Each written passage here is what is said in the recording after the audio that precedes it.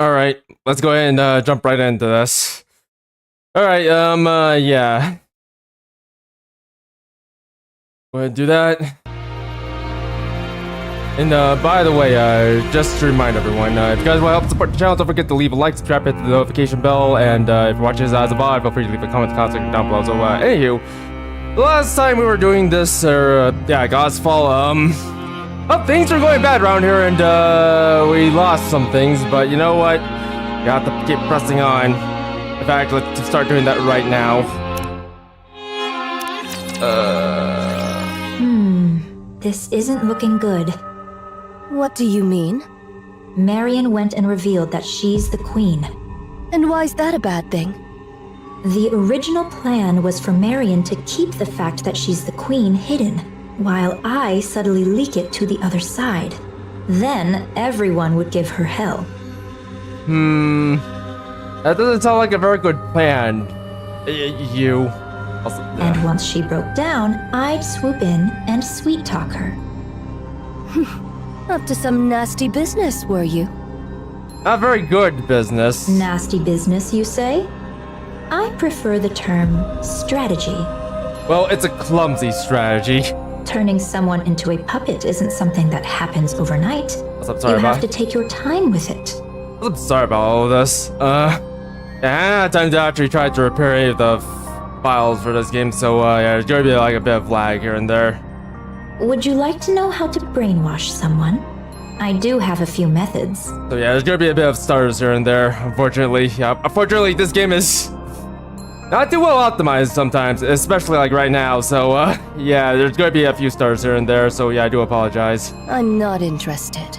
Well, that was my plan, but she went and said it first.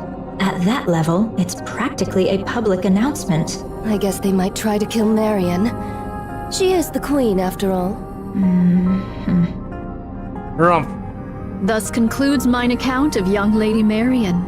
Thank you, Nayuta. Everyone? Nothing's changed. Yes. I concur. I already had some suspicions when she aimed a gun at us back in the Crown Kingdom. And after all, our target is that queen over there. What matters now is what comes next. Marion, will you have the Raptures destroy humanity? No. And what guarantee is there that it won't happen?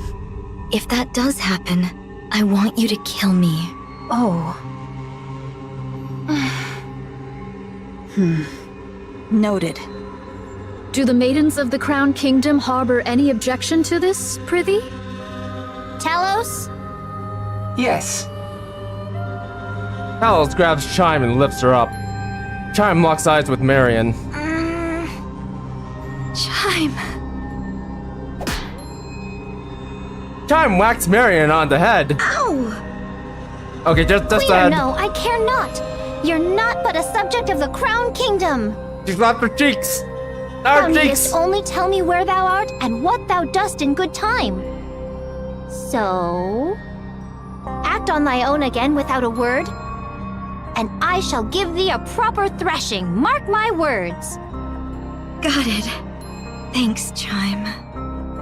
I trust you are in good health. Yes, I'm fine now. Then there is no cause for worry. I didn't realize you were a person of high status, Marion. I suppose so. Would you consider taking me on as your subordinate? Everyone else already has a position, so it feels a bit lonely being just a commoner. You have me, Kilo. Ugh, you've been like this a lot lately. It's a bit much. They might try to kill Marion. That could never happen. Absolutely not. Those who took care of and protected her would never abandon her. Parents don't turn their backs on their children. No matter what form the child takes or what hardships they face, they stand by their children and hold them close. You're, I feel like you're not paying attention to the things that were happening here, but you. I'm just gonna call you a mirror. Even if the child makes mistakes, even if it could cast a shadow over their own future, Like, I know what form you took, but I'm just gonna call you a mirror from now on. Also, parents close their eyes, shut out the world, and stay by their child's side. They never abandon them. wait, hold on, this ain't give it though. Never mind.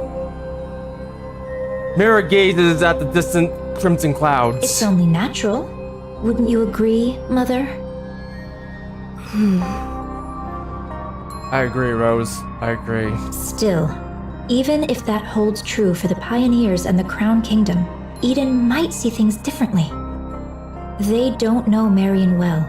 They have no understanding of what she truly is, or the nature of her being. To them, she is little more than a Nikke who became a heretic, and then awakened her queen gene. Nothing more, nothing less. A being steeped in peril. Done with your tearful reunion? Then get back to your posts. Nikkes of the Crown Kingdom, follow Cecil. We'll review your specialities and specs afterward. Yohan gazes beyond them at the crimson-stained sky. We'll commence the assault on the Queen. Cecil, any change in her position? The Queen is currently positioned 10 kilometers from Eden at 3 o'clock. She remains in the air, but at a low altitude.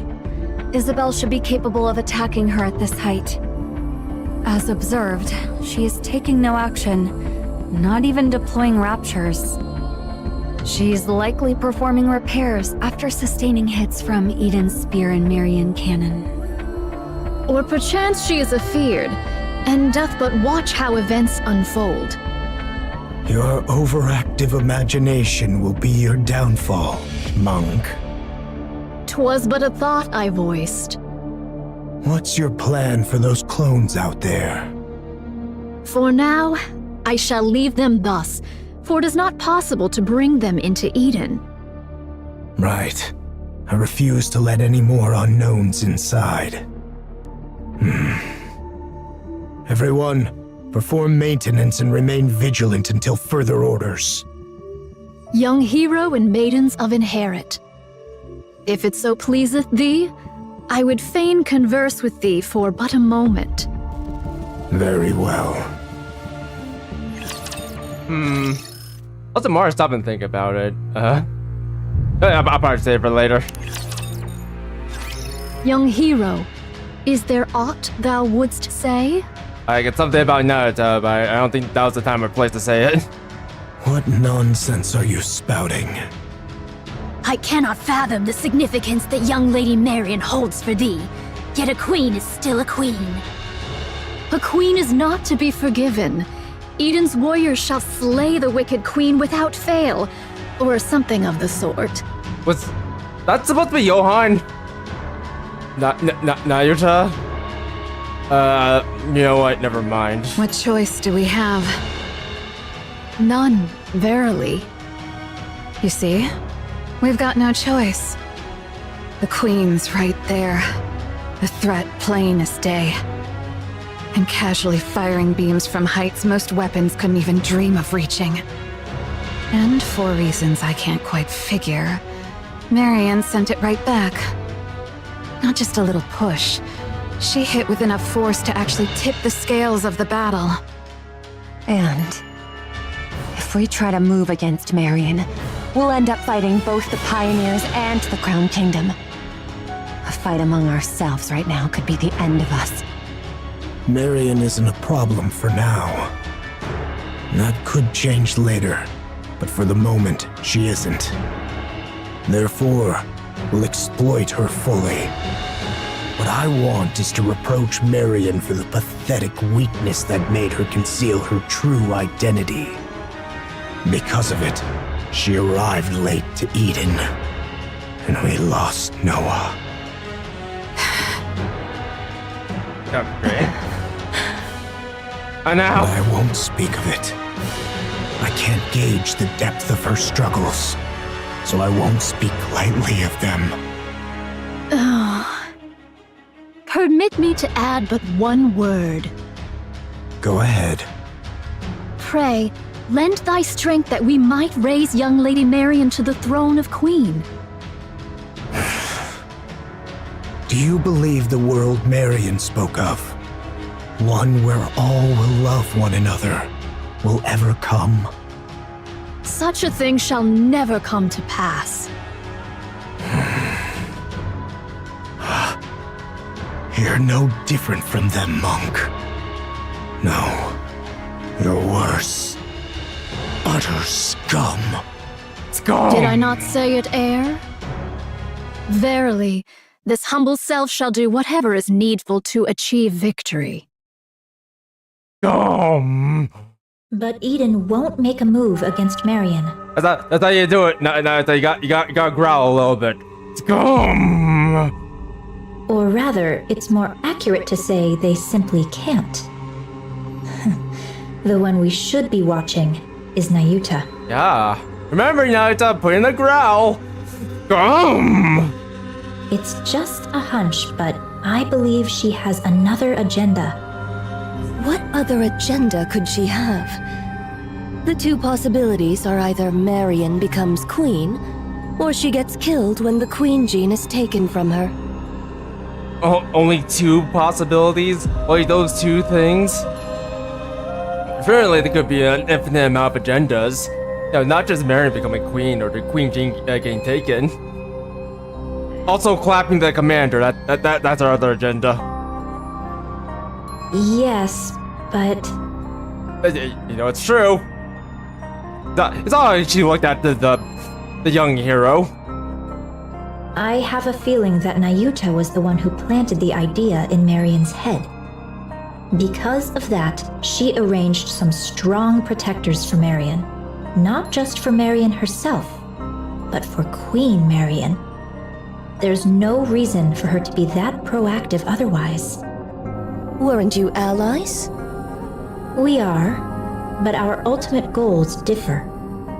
I require a puppet queen, whereas Nayuta desires a surface without one. From Nayuta's perspective, a queen under my control is still one she can negotiate with, which is why we formed an alliance. When the time comes, will you agree to Nayuta's terms? Of course. There's no reason I wouldn't. That explains why Nayuta's being so proactive.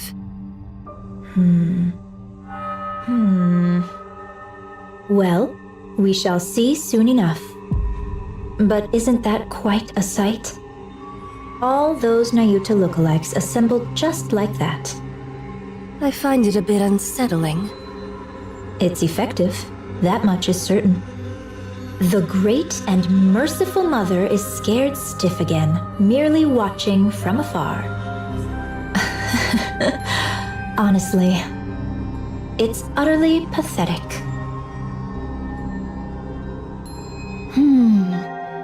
This doth prove a difficult matter. All the Alba particles I had gathered are now exhausted. Aye, the Naked King may not be used upon this battlefield. A shame it is. It's all right, Chime. I remain strong even without it.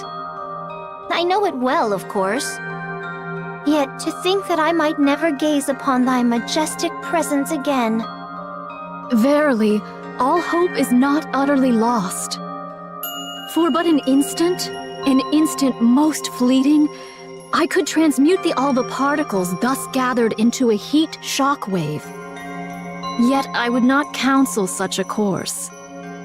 With but a single motion shall all be spent.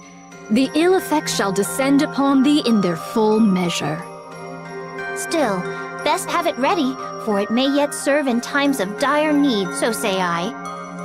Oh, what curious things hast thou found? I should be pleased were this one meant for me. Nay, I am no coffer that doth spit forth riches at a mere tap. Eh? Was it not thus? Nay, verily. Papillon leans against the railings, gazing out at night at that gazing out the night that's filled the space before Eden's. It's inevitable. Lamentably, I lost 820 of them in the preceding fray. 'Twas fewer than I had feared, for which I am relieved. Yet 'tis more than I had hoped. A grievous matter indeed. Ah, behold yonder, a butterfly. Pray, why dost thou make such a loud clamor? I heard thy auditory sensors suffered ill from thy long sojourn beside a waterfall. Thou seemest skilled with firearms. Pray, are they of any worth? In the western lake lurks a fearsome beast. You know what? A spear far surpasseth a gun. Take this, and do give it a whirl. I'm gonna hold off, I'm gonna hold my tongue for now.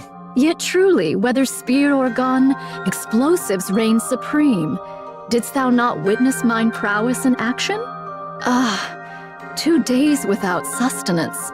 Mine belly clings to mine spine. Didst thou know this curious fact? The male deer casteth off his antlers in winter. I have seen it with mine own eyes. Behold, here is a golden axe I did pull forth from beneath the lake. Ooh, I love that game. Let's play it. I did misstep upon the lava, and an ankle I have lost. Prithee, doth any among thee possess a spare eyeball? I feel like I'm about to lose my mind. Don't worry about it. At least they're not attacking you. Out of some kind of manic episode. If they were, they would all probably be dead. Papillon, your break is over, isn't it? Coming. I got her dead or somehow assimilated, but don't worry about that. But when will long-range comms be restored? It's already been restored. Really? That's fast. Each of Eden's facilities and functions was designed to operate as independently as possible, minimizing reliance on external systems. So that means we can get in touch with the outside? Regrettably, that's impossible. The Queen is jamming our systems. This sucks. Were you trying to call for help, Papillon? Were you trying to call the Ark? Looks like hauling supplies is all I can do for now. Yeah, she was gonna call the Ark. That might either be a good idea or a bad idea, but at this point, it might be less worse than what's happening now. Brace for impact. Attack incoming. What? Papillon hurriedly ducks under the railings and look across. Countless red lights are flying towards Eden. Ah, crap. They're sending their Air Force. And now it's like no other. How doth the situation fare? Isn't it obvious? The Queen is bombarding Eden with her beam. Is all well with Eden? The shield over all of Eden is holding. Not all attacks are blocked, but it's sufficiently effective. So, it doth pale before that savage beam of yore. Right. That means Eden's spear and Marion's counter-strike were effective. You call it what it is, Johan. Like, I respect you, dear, but you're now getting on my nerves. The Queen can't use her large-caliber beam for now. Perchance she doth restrain herself, mindful of young Lady Marion's counter-strike. Therefore, she chooseth not a single mighty blow, but many lesser ones. In either case, 'tis certain the Queen seeketh to curb our movements. So it seems that your observation that the Queen is afraid may be correct. Even with her overwhelming forces and power, she still restrains herself. Let us advance. How many clones remain? Verily, those who survived the recent defensive battle number 1,180. This is doable. They're down to 1 battalion. Nivelia and Chatterbox can be countered by Inherit, Pioneer, and White Knight. Verily, should our special forces confront theirs, and the lesser foes be entrusted unto mine replicas? Also, now that I think about it, doesn't the Queen have the ability to like manufacture more raptors? It's hard to remember that now. Thus shall we reach the place where the Queen abideth. Yeah, I gotta strike at the heart right now because with that in mind, yeah, we're goddamn just stick down here. The problem, verily, lieth in how shall we draw the Queen within our grasp? Are the chains by which we erstwhile dragged down the White Giant no longer serviceable? She's out of range. No doubt she accounted for that when choosing her drop point. So it is. She is afeared. She doth fire most vigorously, verily. When shall young Lady Isabel return from her scouting? She will be back soon. Isabel is falling your way. What sayest thou? Isabella's falling! She's been hit!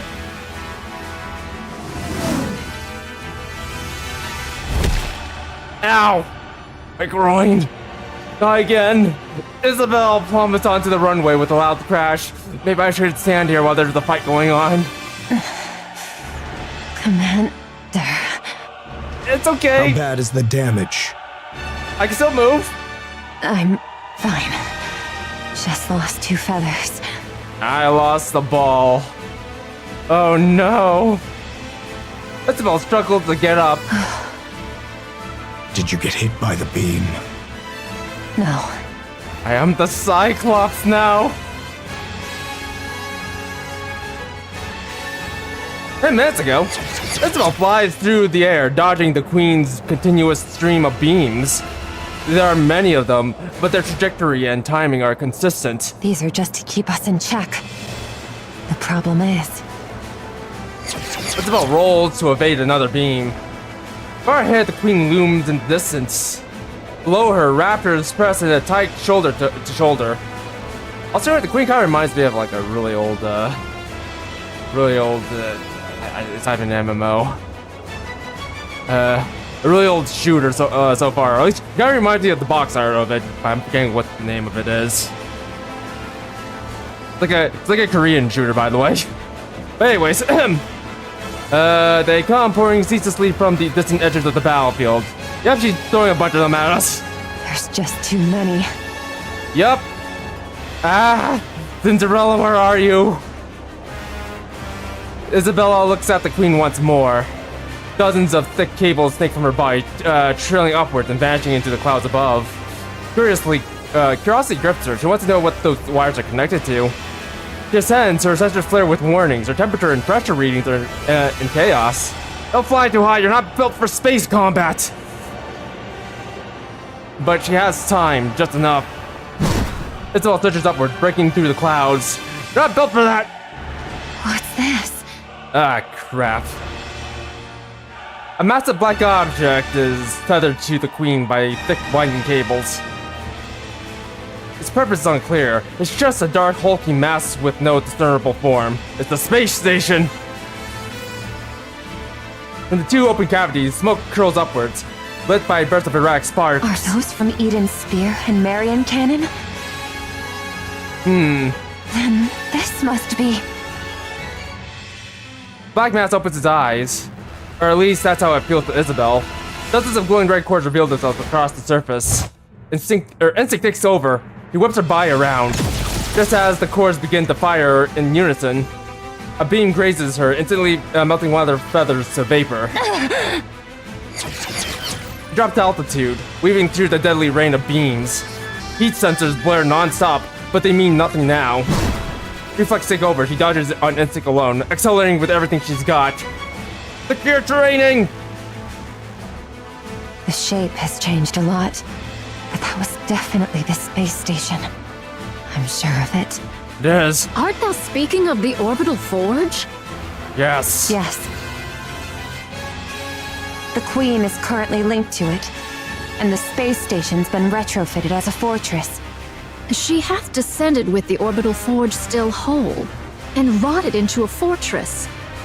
Verily, such prodigious firepower is thus accounted for. Well, let's hope that's all it has. The fortress looks badly damaged, but it's holding its altitude just fine.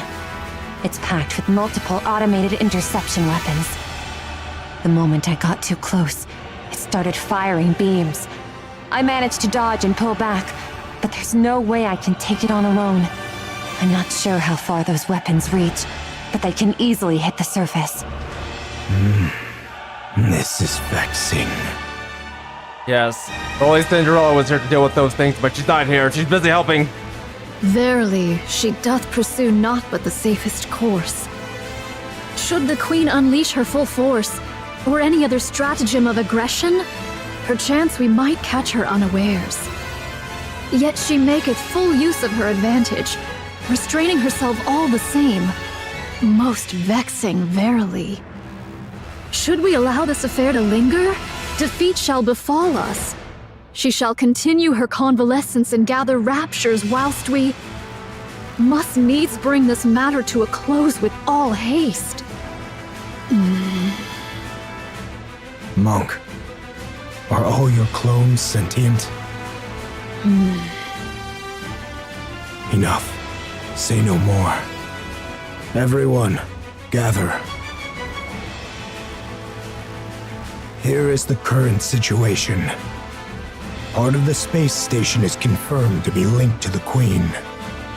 It is concealed above the clouds and has been remodeled into a fortress. Any attempt to approach is met with automated interception fire. Its range easily reaches the surface, though not Eden. The Queen has fortified her position to block all access while she gathers raptures. Once she deems their number sufficient, she will launch her offensive. Furthermore, as you all know, she has been firing long-range beams repeatedly, making it impossible to leave the monk's shield. We are trapped. We cannot advance. The Queen is simultaneously recovering and accumulating raptures. The longer this continues, the slimmer our chances of survival. The Eden Spear will be ready in 3 hours.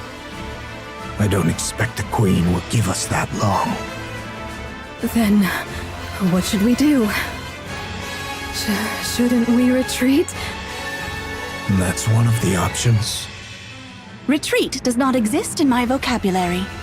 Also, where are we gonna go while she's bombarding us? Aye, we may turn about and march onward, but retreat? 'Tis not that I know. Like seriously, that's like trying to run through artillery shells. Isn't that retreat? If we fall back now, who knows when we'll get another chance at the Queen? Also, keep in mind, we're still getting shot at. Meanwhile, her forces will only grow stronger. Yet now doth she suffer us not to draw nigh. Like, if anything, this is probably the safest place we can be at the moment. Upon the ground lie raptures and heretics. In the heavens abide the Queen and the station. An aerial approach is out of the question. There are too many interception weapons, and they're all far too precise. Not even I could dodge them. Over 5 Stormbringers have been spotted. Approaching in a transport ship would be suicide. Johan, it seems we have no means left at our disposal. What do you intend to do, my commander? I'll take the lead. I can withstand all the Queen's attacks. You can form up around me and advance slowly. Yet do heretics and raptures abide, and thou alone, young Lady Marion, canst not withstand the multitude of those automated interception armaments. He's right. Take heed of thy safety, young Lady Marion. Should all go awry, thou alone must survive. That's true, you barely withstood Indivili, Marion. What chance you got against more of them? There's no way I could. We are abandoning Eden. Okay. So, we're retreating? Yeah, that's a good idea. No matter how important this place is, when it's time to retreat, you retreat. We'll overload Eden's main power source and trigger a self-destruction. Oh? Everything within 10 kilometers will be reduced to rubble. We'll lure them in as close as possible, and then detonate. Okay. Then we'll leave the rest up to him.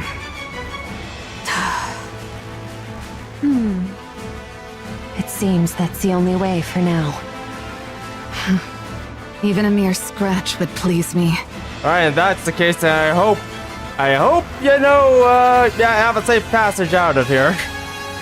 What are you talking about? You want to lure them in and self-destruct? Who's supposed to do the luring? And what happens to the poor soul who actually does it? Inherit will lure them in.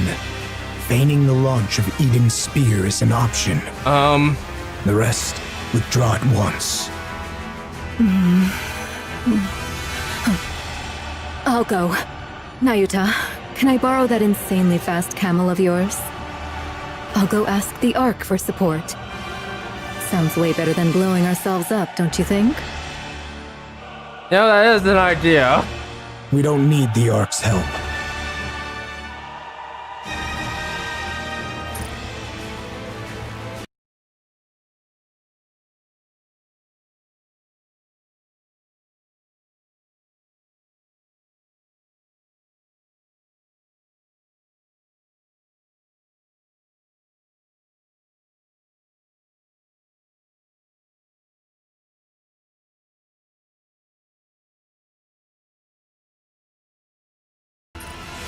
You sure about that, Johan? Are you sure?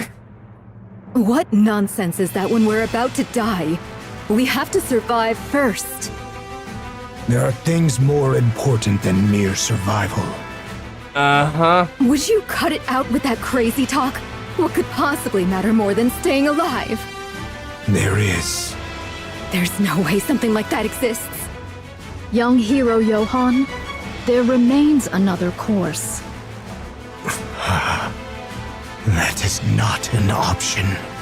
This humble one knows not how often these words have been spoken unto thee, young hero Johan. Yet once more shall they be uttered. Nay. We shall do whatsoever is needed to prevail.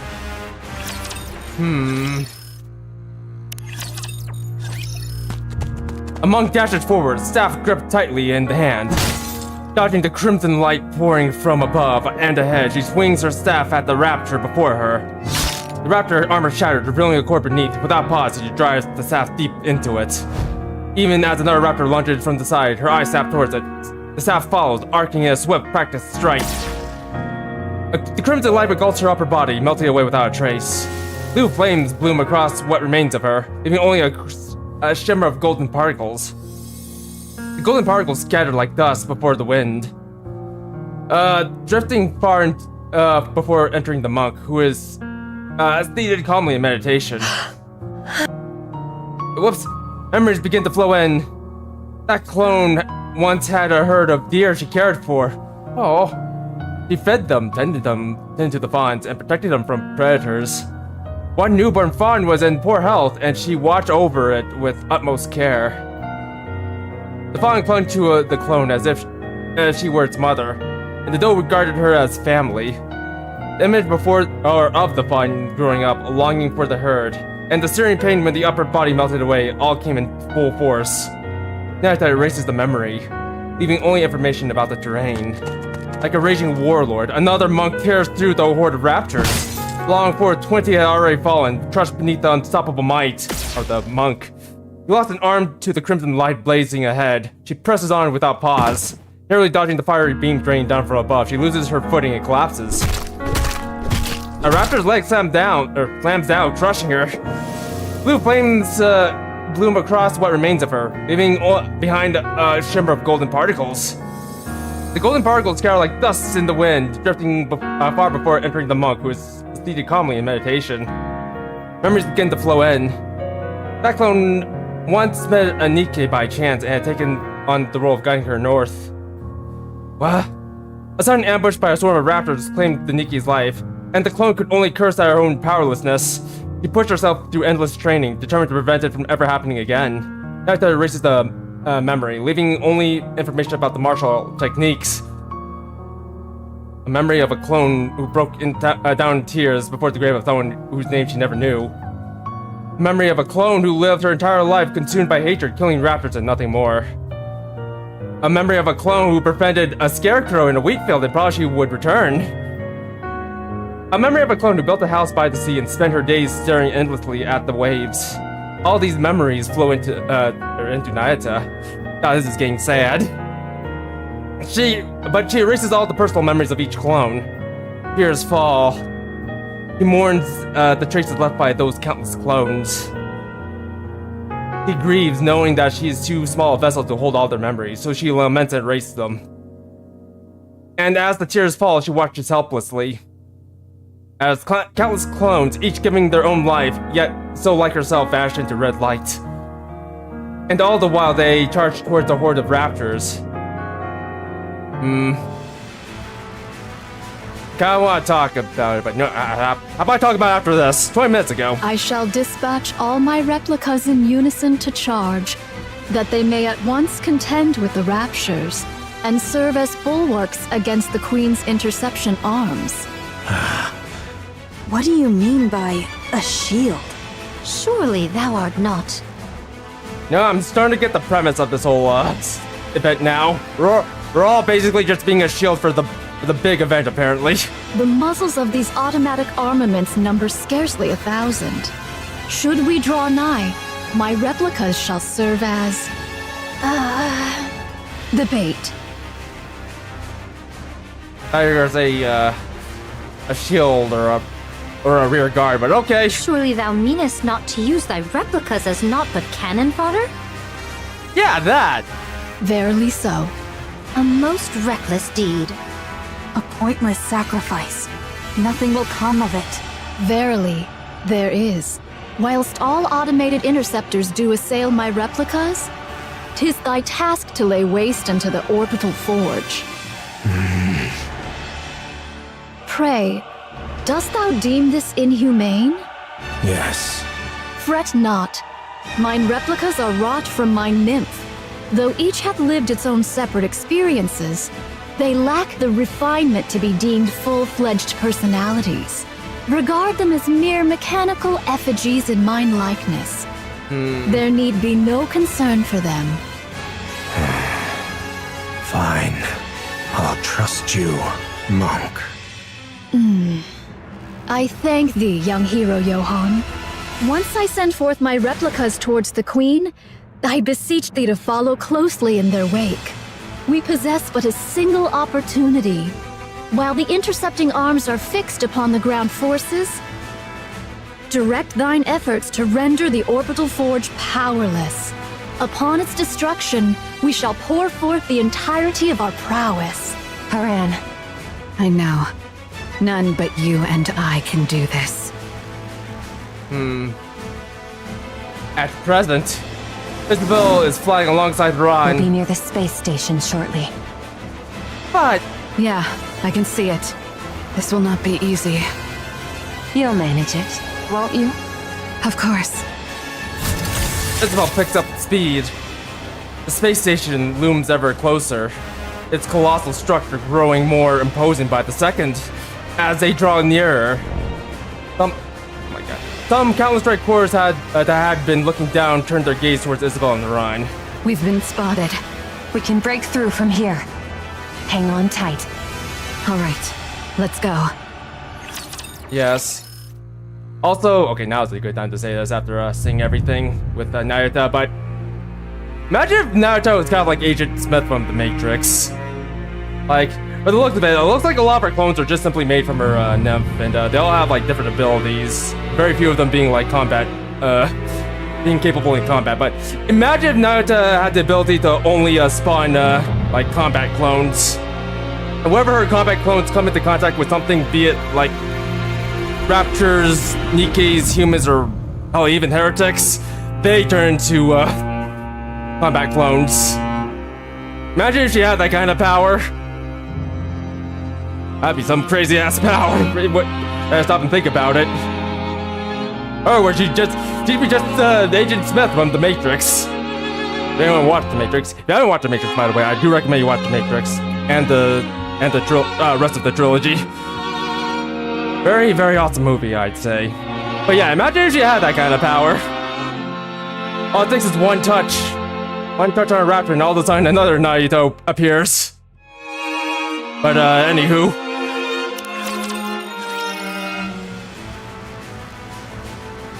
Actually, no, if she did have that kind of power, then I think this battle look very different. Very, very different. If anything, there'd be a lot more Naruto's running around. Also, she'd probably be perhaps the greatest danger on the planet, but that's apart from the fact. But anyways, once before the assault on the Queen's space station. I'll go. I'm better at annihilation battles than you. You're deluding yourself, Snow White. You may fight well, but by raw specs, you're no match for me. What, go, sister? Come on, Snow White, you can take her. Oh, let's take this little fly. The space station is no match for your clever tricks. It will be a contest of raw strength. And I have no intention of making Isabel carry someone as heavy as you. Haran, you might die. That's precisely why I should go. You, all of you, must survive until the very end. You're... She's making fun of us, isn't she? No, why? Get her! Utterly mad, after all. Oh, okay. I deem your way superior to Eden's.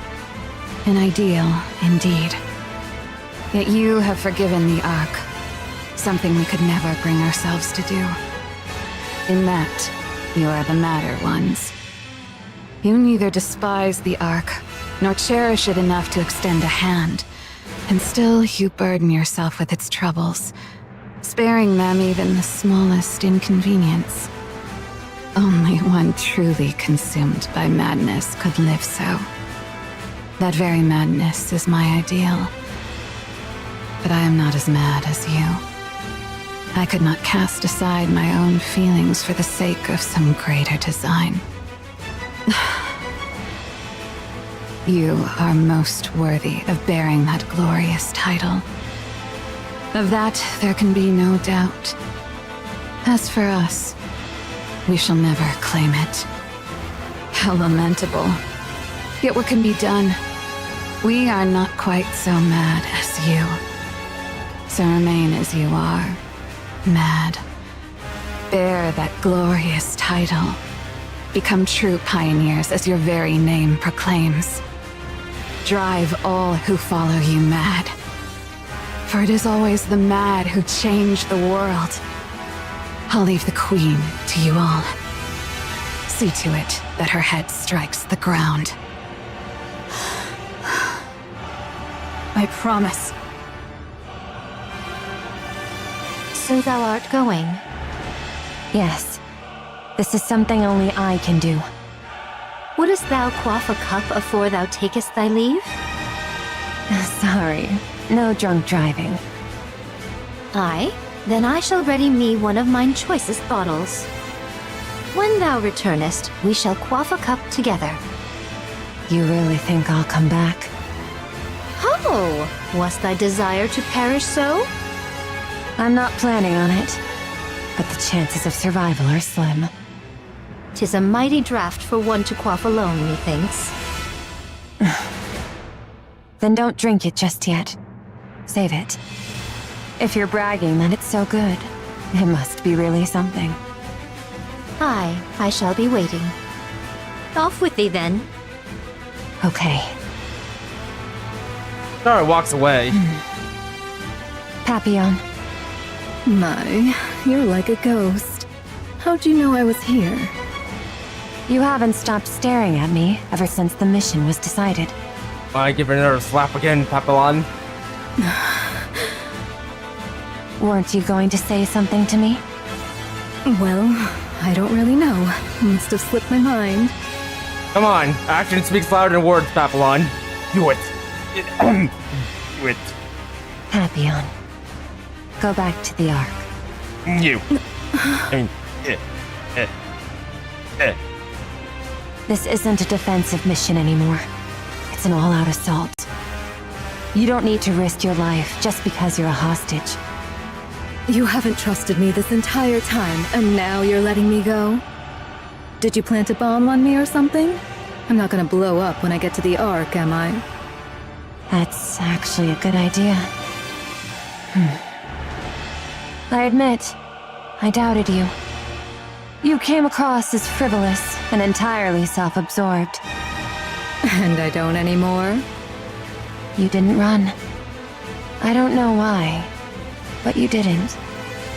You stood your ground and fought with us. Of course. Someone's gotta retell your story. Somehow. Maybe it was the desperation of the moment, but I really liked seeing that. That's why I'm letting you go. I don't want you to die. You've actually developed some camaraderie in such a short time? Maybe. No. Actually, yeah. I think everyone feels the same. Well, aren't you easy to please? It may seem that way to you. Go on then. But promise me one thing. You can tell the Ark whatever you want. Just don't say a word about Eden. This place was built by people who dreamed of paradise. And I don't want anyone trampling through it. Can you promise me that? Wouldn't it be better if you just killed me? It's not easy. But I'm doing it because you seem like a good person. Me? But I'm a spy. I side with whoever gives me the most benefit. You're a much better person than you give yourself credit for. I'll take that as your promise. I've just set you a safe route. If you're alone, you should be able to slip out of this area without much trouble. Go now. And don't die. Will I get to see you again? Hard to say.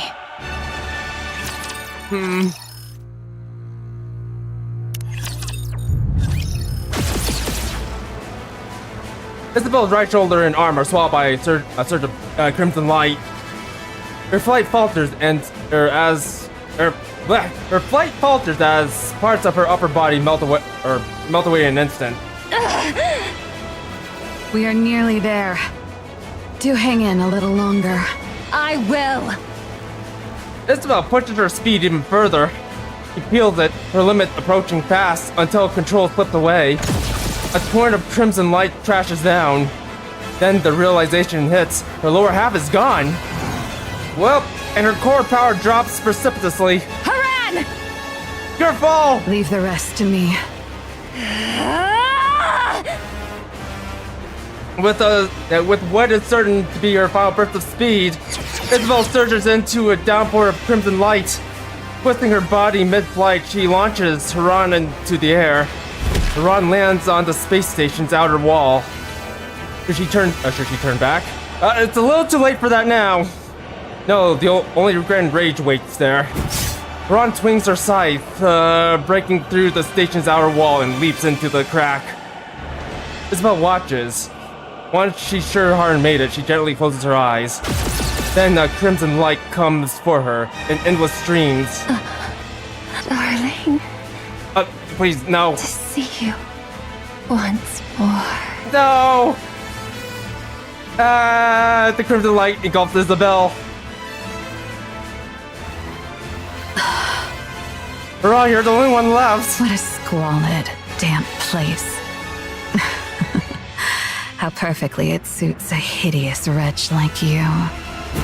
Haran swings her scythe. Powder scatters in the air. Be grateful to my comrades fighting beneath you. I would have delighted in tormenting you further, but that would put their lives at risk. A pity. but I shall end this swiftly. The powder spreads further. Sparks jump and crack across the space, and an ominous sound reverberates all around. This is a self-replicating predatory virus I prepared just for you.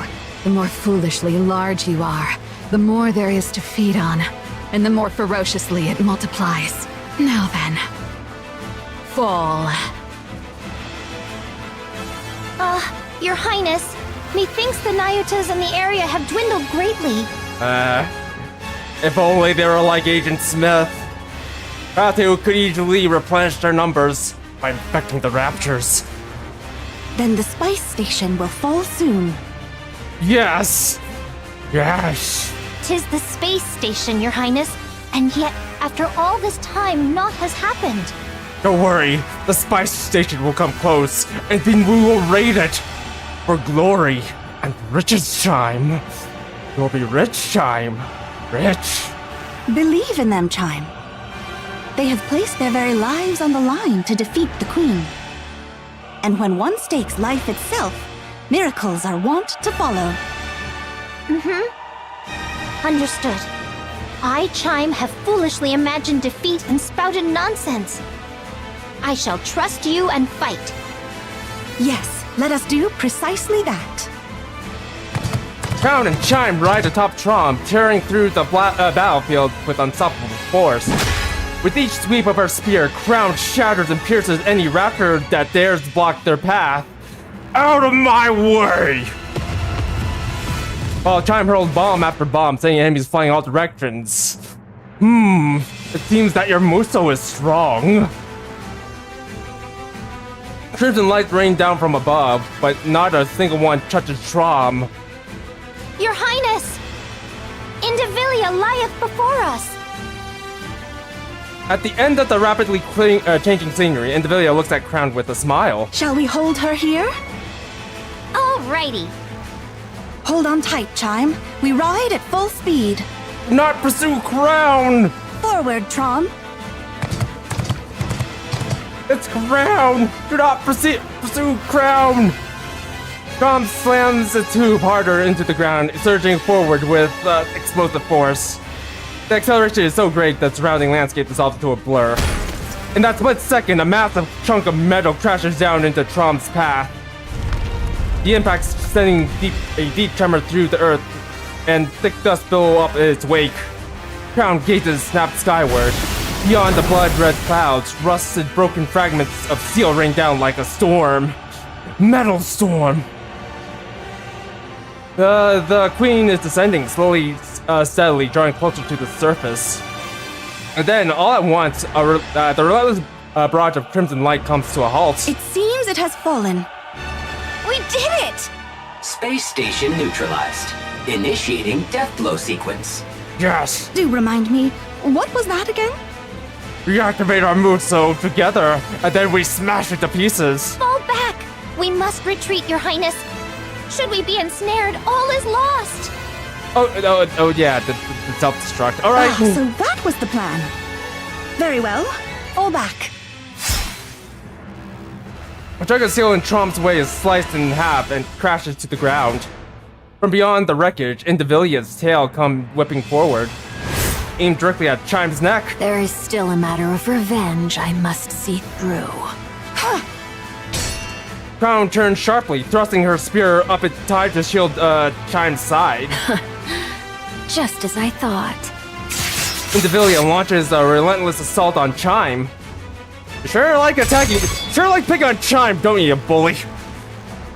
The air cracks with a piercing shriek as blade and spear collide in a clash of metal.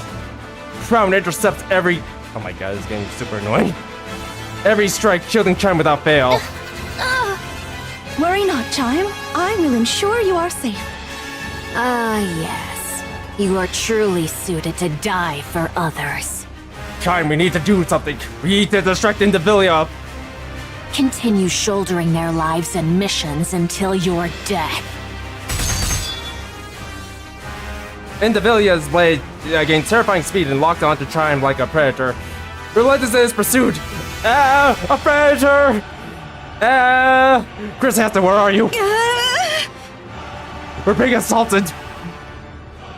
Time curses at her, curses herself for being powerless as the battle rages before her. Don't worry, Time. We won't let that predator touch you.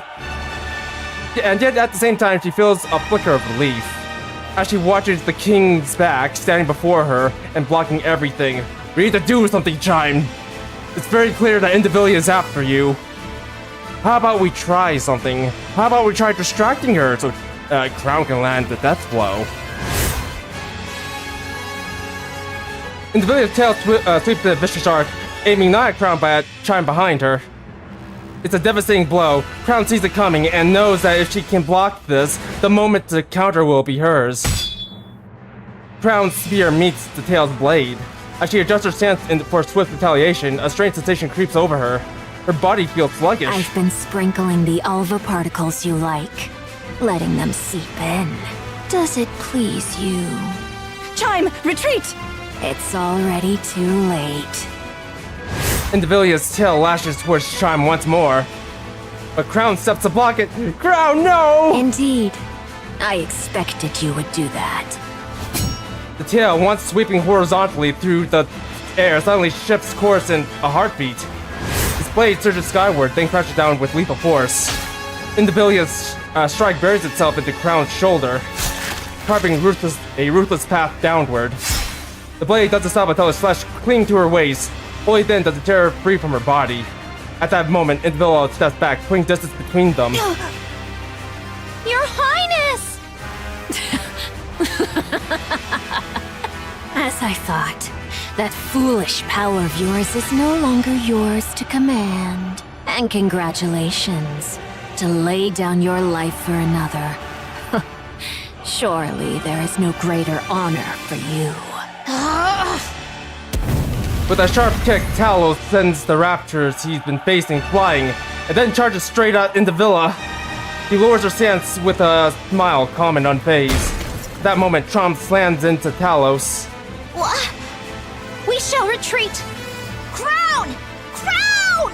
Rapunzel is here. She shall save her at all costs. Retreat!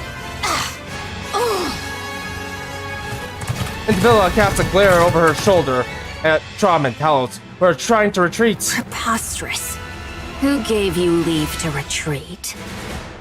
Just as Indivilla is about to dash after, lowering her stance, something in the corner of her eyes catches her attention, and she stops. What exactly is that? Marion looks to the sky. The sky is stained in crimson. The fragments of steel pour down like rain. He lets her gaze drift to the battlefield, to the Narutos who have fallen, to those still dying, to Isabel and Haran who are risking their lives, to the Nikkes of the Crown Kingdom laying out battle cries as they fight, to the Raptures dying by the dozens. Everything Marion holds here is locked in a desperate battle to the death. She feels a sorrow so heavy it presses down on her chest. At the same time, a surge of anger begins to boil within her. She lifts her head once more to the sky. Her eyes fall on the thing suspended upon the wires stretched across the clouds. The queen watches the carnage below with cold indifference. It's you! So it really was you! Black light bursts from Marion's body. Black particles scattered into the air as the ground shakes beneath her. Because of you! Because of you! We... Black light bursts forth. Instinctively, Indivilla takes a step back. All of a sudden, a massive figure appears on the battlefield. She knows exactly what it is, more than anyone. Transformation. Uh-oh. Young Lady Marion, canst thou accomplish it? If it pleaseth thee not, I shall not compel thee. To be honest, I don't want to. I don't want to see anyone die, be it Raptures or any of you. I don't want to have to kill Raptures. But... Marion stares straight at Nayuta. Her eyes are still glazed with sorrow. Tears streaks etched down her I cheeks. shouldn't be saying something like this to you, Nayuta. Those clones of yours aren't just mechanical robots, are they? They're living beings, right? Verily, it doth depend upon how one doth define life itself. Yet, in the common conceit, thou mayest so say.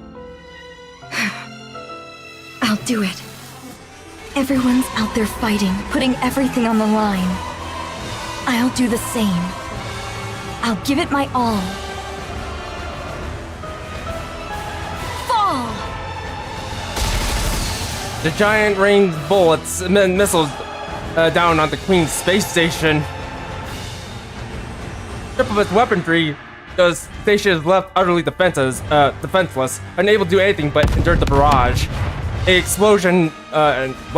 thunderous explosion tears through it, as shattered components come falling down like a deadly hail. Countless raptors are obliterated beneath the crashing wreckage. The giant pulls back and deploys a particle cannon mounted on her shoulder. Light begins to pull inside the barrel. Quickly reaching critical mass, the air ripples as particles quiver on the brink of release. Fall! It is you who shall fall. Having taken the form of a giant centipede, Indivilla unleashes a bolt of lightning that tears through the sky, stretch towards the giant's body. In an instant, Marion's massive body vanishes, as if it had never been there in the first place. What is this? Without warning, Marion's massive form appears behind the Queen's space station. Particle disassembly and reassembly? So you've forsaken both your humanity and rapture selves alike. You incomplete abomination! Fall! The particle cannon emits a blast of light. It pierces through the space station, then skims across the ground. The raptors caught in its path shattered and melt under the searing beam. Curse it! A giant centipede swings its tail with a crushing force. Marion's body reels from the blow, her stance faltering. In a flash, the giant centipede coils its long body around her frame, then unleashes a violent surge of electricity. I shall either roast you as you stand, or crush you outright! Your queen has fallen, and yet you still linger in the air. Truly a most disloyal servant. The battered Huron plummets above and lands on top of the giant centipede's head. Without the slightest hesitation, she drives her scythe into the centipede's forehead. Then a surge of lightning lashes out, racing along the blade. Now it's your turn to fall. Black powder erupts like an explosion. The giant centipede's body rusts away in an instant, crumbling as if it weathered by centuries. At the same time, rust begins to appear across Huron's body. No! Can my immunity not keep up anymore? Very well. Johan, my commander. I'm listening. Have we completed our mission then? Mission complete. Inherit. I'm glad to hear it. I know it may be greedy of me, but for the first and last time, would you bestow upon us that glorious title? Well done, goddesses of victory. How wonderful it is to hear. Follower, I leave the rest. Huron crumbles into dust and vanishes. In the next moment, nothing remains. No! At the same time, a giant centipede also disintegrates. Freed from the armor that was the centipede, Indivilla begins to fall. As she does, she gazes up at the sky. The exploding space station, the falling queen, and the giant Marion tearing through the raptors with relentless fury. For the first time in battle, the notion of defeat enters Indivilla's mind. Elsewhere, Chime drives Trom at full speed across the battlefield. Thunders, crashes, and blinding flashes erupt behind her, but she never once looks back. Clinging desperately to what remains of Crown's tattered upper body, in the seat ahead, she presses the ruined form close. Ugh. It seems impossible to hold on, yet Chime refuses to let go. Your Highness, I pray thee, hold on. But a little longer. We shall anon reach where Rapunzel dwelleth. Chime! Aye, Your Highness, I am listening. Crown grabs Chime's hand. Feeling the lack of strength in Crown's grasp, Chime struggled to hold back the sobs, starting to spill. Meanwhile, Crown presses forward. Not far ahead, Snow White, Scarlet, and Rapunzel come into view. We are nigh there, Your Highness. Just a little more. Pray, endure a moment longer. Suddenly, Chime remembers the conversation she had with them before charging in. White Snow, Young Lady Scarlet, and Personette, pray remain as far removed from the battlefield as ye may. Are you saying we're supposed to just sit back until then? We've already given up on defending Eden. Now that the shield's down, there's no reason for us not to be sent in. 'Tis for naught else but to face the Queen. This may well become a war of attrition. Grievous losses shall we endure. Yet the Queen is fated to fall unto the surface. Not know we of her true capabilities. Thus, none but ye three may confront her. I beseech thee, preserve thy strength until that appointed hour. Are we then to do naught but stand idle and behold? So it is. How can we do that when everyone is out there risking their lives? You have greater matters to attend to. Leave the lesser ones to us. See to it that the Queen is defeated. Had the Naked King been fully charged, it would have sufficed for Her Highness alone. But 'tis as it is, so I shall yield for now. See that thou triumphest. I trust in thee. Aha. Without fail.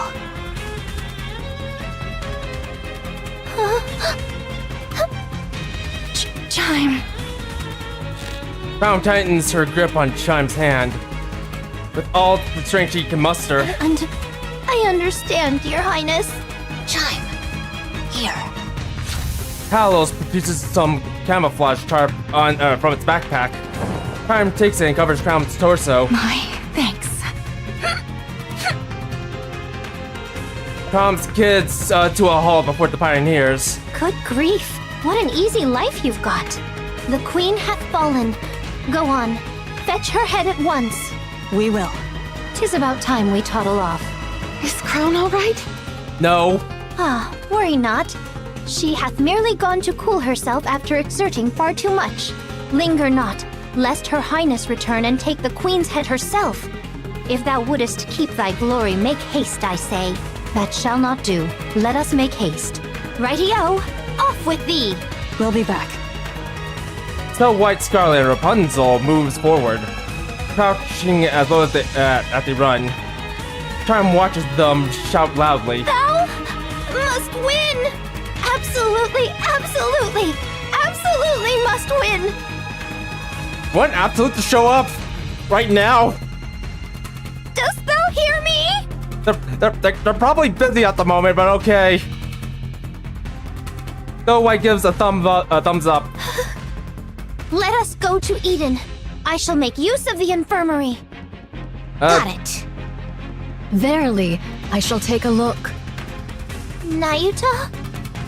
Though I may possess not Personette's skill in the healing arts, I can tend to urgent wounds and see her safely borne to Eden. Your Highness. Do not worry. Very well, it is.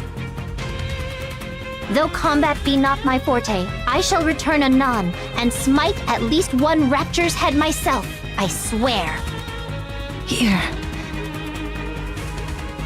Crown extends her hand towards Chime, who reaches out and takes what is offered. This may be lacking, but just this once. No, I can't, Your Highness. How could I ever dare? Because it's you. You can. Chime, you are my aid, and the finest in all of Crown Kingdom.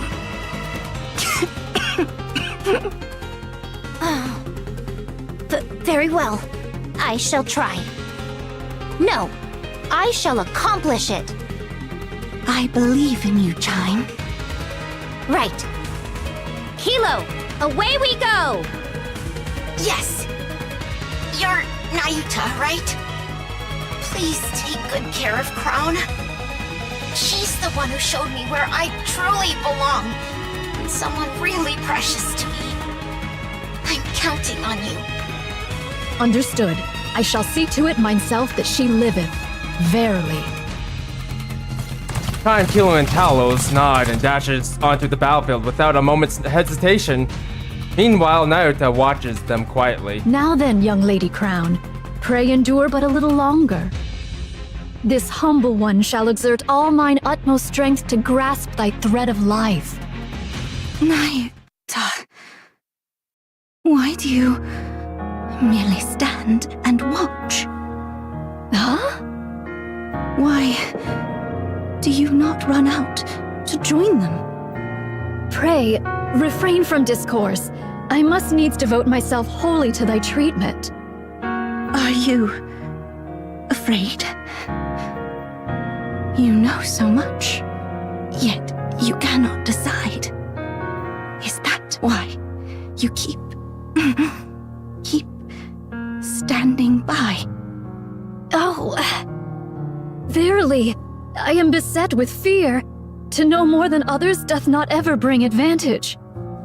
Should matters go awry, I do fear the fault shall rest upon me. Therefore, I am unable to decide. What accent is this? How clever of you. Just talking, Alistair. And also, hello, Alistair. How you doing? So it would seem. Naita, merely standing by and watching won't change a thing. Well, a crown's hurt. That's what hurt people sound like.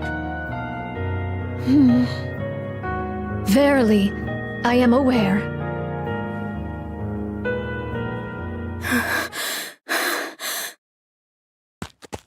Papillon sprints across the surface, constantly checking the safe route displayed on her phone. Papillon, whatever you do, don't look up. Or anywhere. Just keep looking forwards. The safe route Isabel gave her has proven reliable.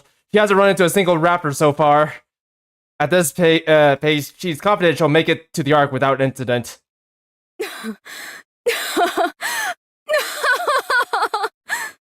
Now's not the... Ha ha ha ha ha ha ha. What are you laughing about? Papillon laughs. Those idiots! Those lunatics! I show them a little kindness, and they're ready to give me everything. Honestly, it's almost too easy. I knew it. Lady Luck's on my side. Be careful about Lady Luck, Papillon. Sometimes Lady Luck like to take the form of a hooker. And you're all out of cash.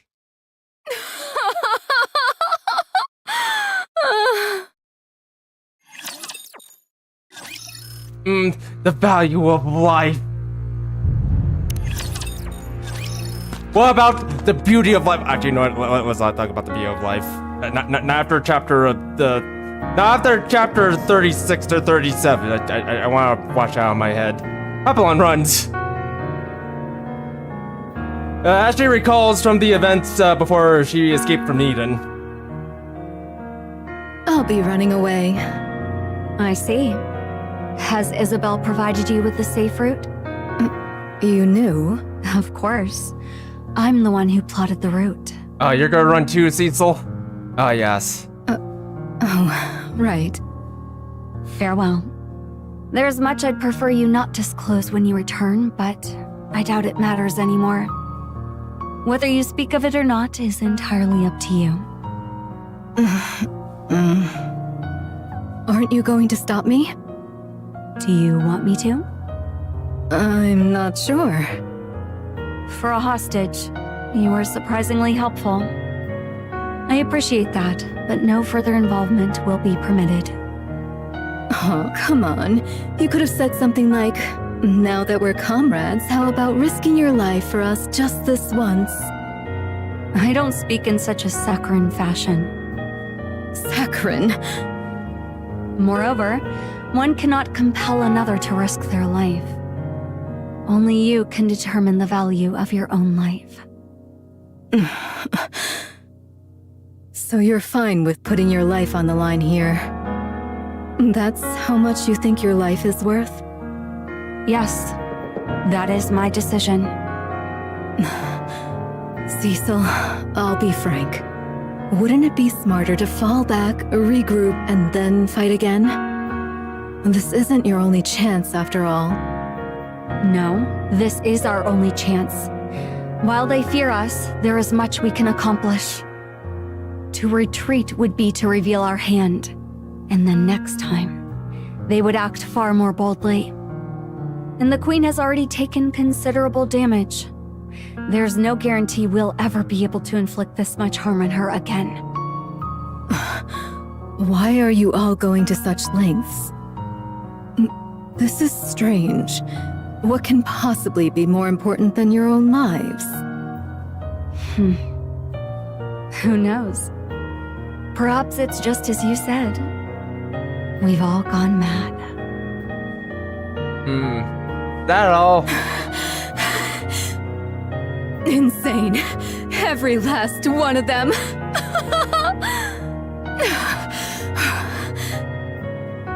Papillon steadies her ragged breathing and looks up. A radio tower looms overhead. She activates the tower's terminal and connects it to her phone. After tapping the phone a few times, Papillon brings it to her ear. What am I even doing right now? Seriously? The signal goes through. Soon after, a voice can be heard on from the other end. How bold of you to call me. Dorothy, we're under attack! This better be something important. Come to Eden. Hurry. I have no time for that right now. Listen to me. There's no time. The Queen has descended. Eden has been decimated. The Pioneers and White Knights have joined the fray. And Herod has been wiped out. What did you just say? I'm not joking. Hurry over here and help, or else everyone will die. Wait, who did you say was wiped out? Shut up and just get over here! Papillon yanks the comm link from her phone and looks towards the wasteland she ran through. Really, this is absurd. Papillon runs, retracing her steps towards Eden. And without even realizing it yet, she's laughing. I've lost it. I must have lost my mind. I've really gone insane. Is that what we're calling it? How dost thou fare? I do not feel as if I am dying. I have administered merely rudimentary first aid. 'Tis best that thou return to Eden for proper care. Here, allow me to support thee. No, I'll do it. Young hero Johann? And what of Eden? That thou hast come hither? Now, the decision is theirs. Only one task remains for me. Monk. Johann points towards the battlefield. Go. This humble one. What? You don't want to? Go. Even if things go wrong, even if all our plans fail, someone will see it through. You need not bear the burden of failure by yourself. But this humble one had made many jump into the jaws of death up until now. I made it seem as though they had a choice when in truth, I compelled them. I preyed upon their pride. I burdened them with the decision that ought to have been mine. I was but a bystander. Cowardice stayed mine hand from choosing, and so I wielded knowledge as a blade, driving them into mortal peril. Thus, it is I who must bear the consequence. Should they fail, even by the narrowest chance, this craven observer must inherit their will and prepare for the next appointed hour. Nayuta. I'm sorry, but I don't understand a word you are saying. Are you serious? He's guilt-ridden. Do you not wish to fight with them? This humble one, wish to. Then go. Fight alongside them. Alas, how could one such as I? Verily, I am unworthy of such. There is no such thing as being worthy of fighting alongside others. I agree, to an extent. What you must take responsibility for is not what comes after failure, but victory itself. Ah. If by chance you fail, someone will take your place. So now, put everything on the line. When everyone has risked their all, you must do the same. That's what it means to be a comrade. Great hero. That I should be fated to encounter thee. Take this. Go on, throw something at Nayuta. It's a red-tipped bullet. Vaphaus. Yes. Use it as you will, but don't waste it. Verily, this responsibility is most grievous. All the more reason for you to make the decision yourself. Don't leave it to others. Cecil, clear the infirmary. One Nikke is incoming. Got it. Nayuta hesitates, then takes a step forward. Slowly, she begins to walk. Then, all at once, she's running.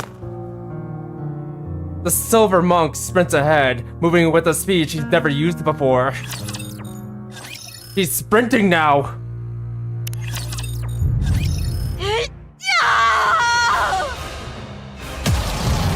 The giant Marion opens fire, pouring out a maelstrom of bullets and beams. The raptors crumble under the onslaught, defenseless before the merciless barrage. Before the sheer might of her massive frame, they're outgunned, outmatched, and utterly crushed. In an instant, the tide of battle turns. The once endless hordes of raptors begins to thin. There we go. I'm sorry about this, by the way. That should do it. There's a lot of delays here, and unfortunately, Now it's the for game. the queen. A really not so well optimized game. The Marion, the queen is not our top priority. Nayuta's clones are gradually dwindling, and with raptors all around, a proper fight cannot even take place. Oh, if only they had the power to infect the raptors so they too become Nayuta. Everything will become Nayuta. That's a great thing about Nayuta. There's so many of Nayuta. Is what I would say if they all weren't dying. Only after she has destroyed well over half their forces does Marion finally turn her gaze towards the queen. It is something unfamiliar, and it is then something unfamiliar stirred inside her. Why hasn't she shown any reaction yet? Marion looks at the queen. The queen meets her gaze. She's opened her eyes. Quick, punch her in the face. Her eyes locked not on her massive form, but on Marion herself. Ah, great. With a grotesque sound, the queen's mouth opens.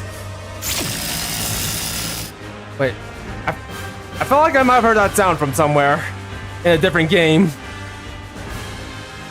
Am I? Is this Five Nights at Freddy's or something? Or you know, whatever. a thin thread-like red beam that's almost imperceptible to the eye shoots forth and slices across the giant Marion. Moments later, a massive frame begins to split in two at the torso. Wow! Wow, Marion. Oh no! Don't worry, it's just very fast, man. We can take him. Just need a lot of robots to overwhelm her, them. The giant crumbles beneath the crushing force of the beam. Inside, Marion prepares one last strike.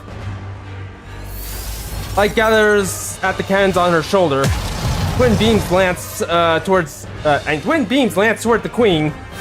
She raises her hand, begins to absorb them. The queen can do this too? You should have aimed a little bit higher, Marion. Like if it were Cinderella, she would have just aimed slightly higher, just to cut her off from the station. But then again, a massive red beam erupts from the queen's hand, engulfing Marion in its light. He feels her body falling. Her eyes cannot open, and her body is completely battered. At the moment, she feels someone grab her. She feels herself land on the ground. With every ounce of her strength, Marion forces her eyes open. You cannot die here.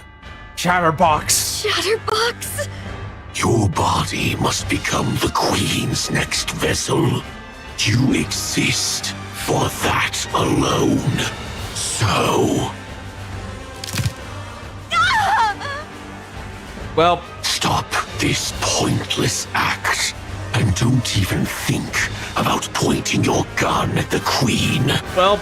You exist only as a vessel for the Queen Gene.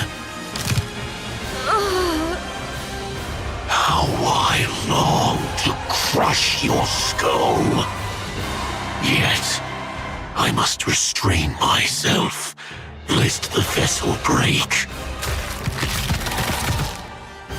Yeah, restraint.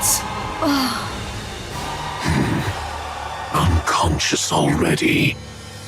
To think this is the Queen's vessel. Shall I remove her eyes, ears, and mouth? This is messed up. Just to be safe. Don't do that. What if you end up breaking her? Mira. You followed my orders and retrieved Marion.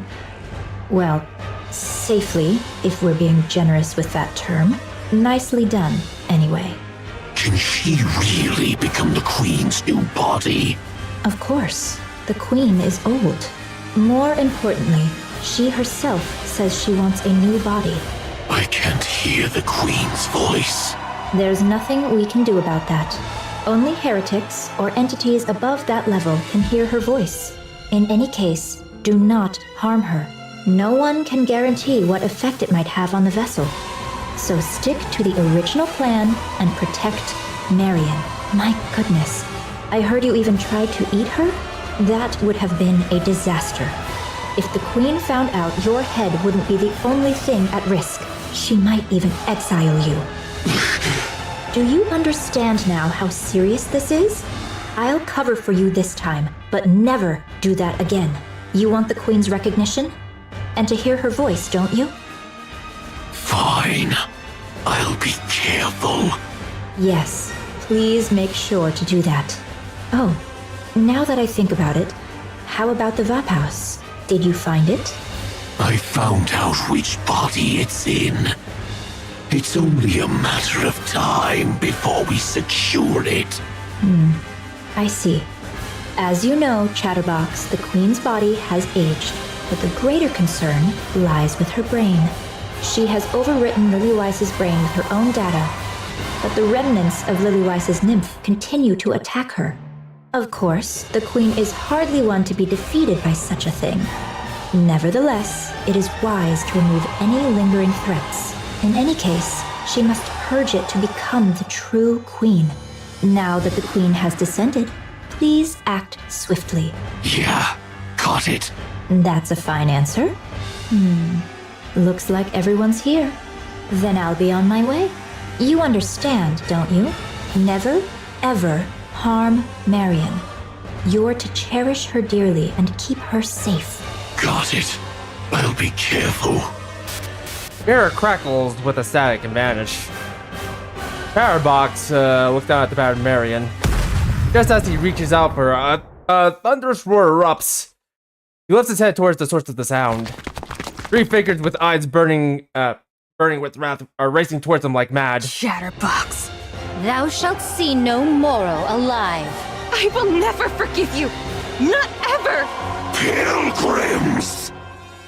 Chatterbox's hands writhe grotesquely. Crimson light ripples across it as it slowly takes the form of a dragon head. You pests are always getting in my damn way! The dragon's head gathers fire in its mouth, but Scarlet's blade slices through it. Rapunzel's golden light pierces Chatterbox's neck, and while Snow White swings her rifle with all her weight behind it, a sickening sound resonates as Chatterbox's head is torn free. What the hell? Snow White's gun spits fire, blasting Chatterbox's head to pieces. Then she stomps on what's left. You talk too much. Rapunzel, how fares Marion? She's sustained severe external damage, and her core output has dropped significantly. Can she be moved? I don't think this is the right time for that. Lo, she cometh. Snow White raises her head and looks at the queen. Uh-oh. The queen looks back at them. At last, the white pilgrims stand before the jet black queen. The queen. I shall sever thy neck. This is the end, Queen. Also, how much do we have left? Alright, there's a few more. That's different from what you told Nayuta. What do you mean? About Marion. You told Nayuta she's the next queen. But to Chatterbox, you said she's only the next vessel for the queen. So, which is it? Well, of course. What I told Nayuta. So you tricked Chatterbox. Yes, there's no reason not to. Poor Chatterbox is desperately seeking the Queen's approval. Believing he has already been recognized and saved by her, he will do anything for her. He's burning with a sense of purpose, however hopelessly misguided it may be. The Queen would never acknowledge Chatterbox. So you lied to him? Yes, I lied and told him the Queen said so. He really fell for it easily. Since Chatterbox isn't a heretic, he can't hear the Queen's voice anyway, so it was really easy. From my perspective, the more protectors Marion has, the better. He didn't seem to understand what being a protector means, so I had to remind him, but it should be fine now. And besides, Chatterbox has ties with the heretics, so he brings me all sorts of information. Such a pitiful little creature, so very easy to manipulate. And if he goes telling the other heretics? What then? He won't. He thinks doing so might cost him the Queen's recognition. He really is something. I hope the next Queen turns out like that too. Oh, there was one time he was a bit of a headache. Nihilister once ordered Chatterbox to find Vophouse, and I had to rack my brain to find a way to clean that up. Other than that, there's no puppet quite like him. I'm realizing all over again what a nasty piece of work you are.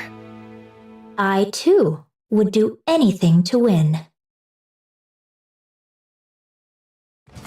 Calm, Mantra, and Talos run side by side.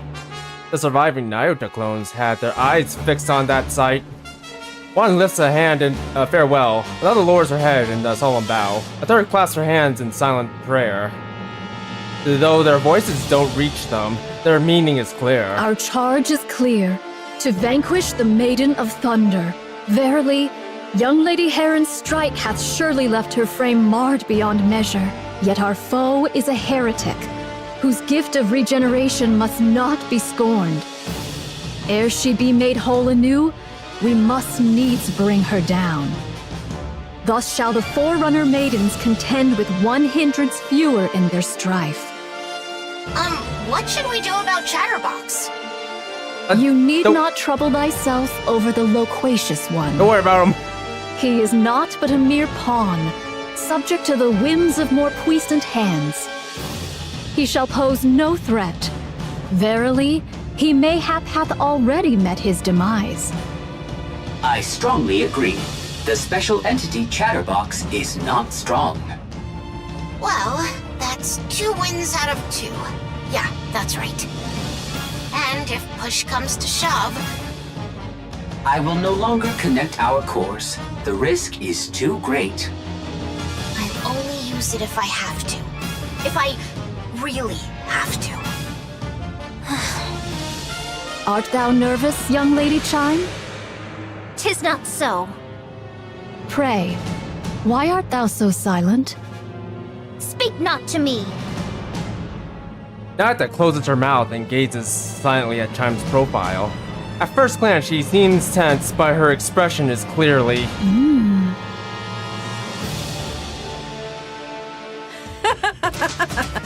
Serves you right. Shut up! You can't even transform. Huh. Looks like I might actually be able to beat you. The video tail lashes out, leaving a long gash across Nihilister's cheek. Oh, my apologies. My body isn't quite cooperative, so my control is off. Did you see my tail just now? No? Then I suggest you stop uttering such nonsense. So just give me an arm already. I'll regenerate and help you out. Right now, I'm practically a walking corpse. Even if I wanted to help, I couldn't.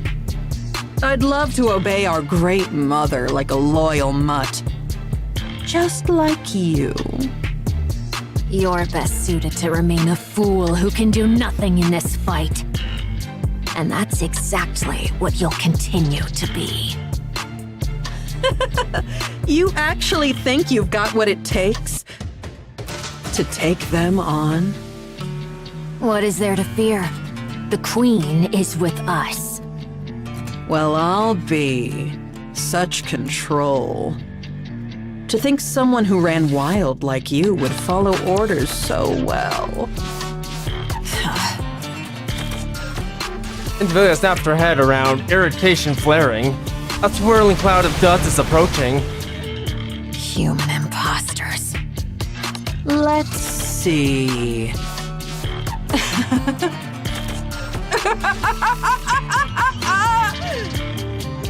A little brat, a hunk of scrap, and a damn monk. Hey, looks like they're here for you. And you know what that means, right? Those nobodies actually think they can take you down! What the hell have you been up to that even those losers are coming after you? You're seriously pathetic, you know that? Invilia's tail lashes out. The blade as tip stops a breath away from Nihilister's neck. Unfazed, Nihilister runs her fingers along the blade. Great Mother said no fighting, remember? Hey, they're coming. Better get ready to die. I'll even say a prayer for you. Very well. How fortuitous. I have been in need of a vessel for my ire. Oh, let's see how this goes. Also, Behold, the Maiden of Thunder and Fire Dragon standeth before us. I shall go first. Huh? Chime, what are you gonna do all by yourself? Hi thee, Trom! Tom gallops ahead with Chime on its back. Okay.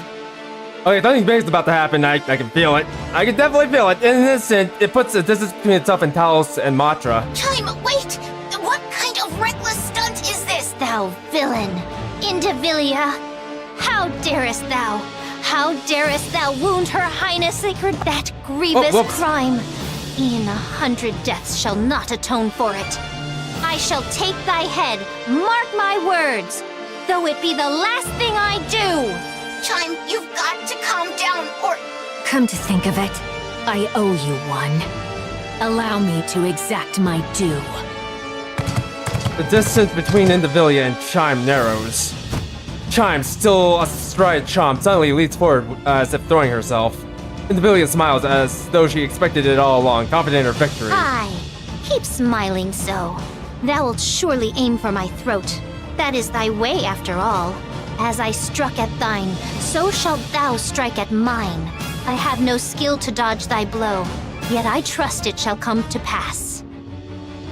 Chime flips through the air. Indivilia's blade passes where her neck should have been. Instead, her back takes the blow, but it isn't. What?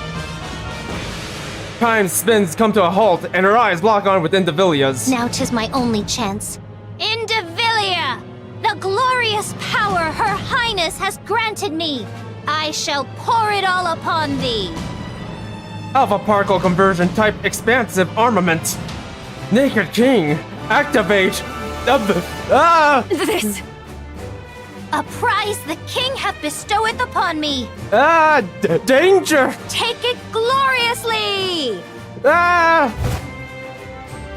Clad in radiant royal robes, Chime swings their whatever, the impact triggers a massive shockwave that crashes into Indivilia. Yes! Overwhelmed by a pain she knows all too well, she drops to the ground. Moments later, Chime plummets, her body hitting the ground like a falling meteor. Talos, finish her! Jesus Christ, how many times has that happened in this game? Roger. I will blow her all the way into space. Yes, space, the final frontier.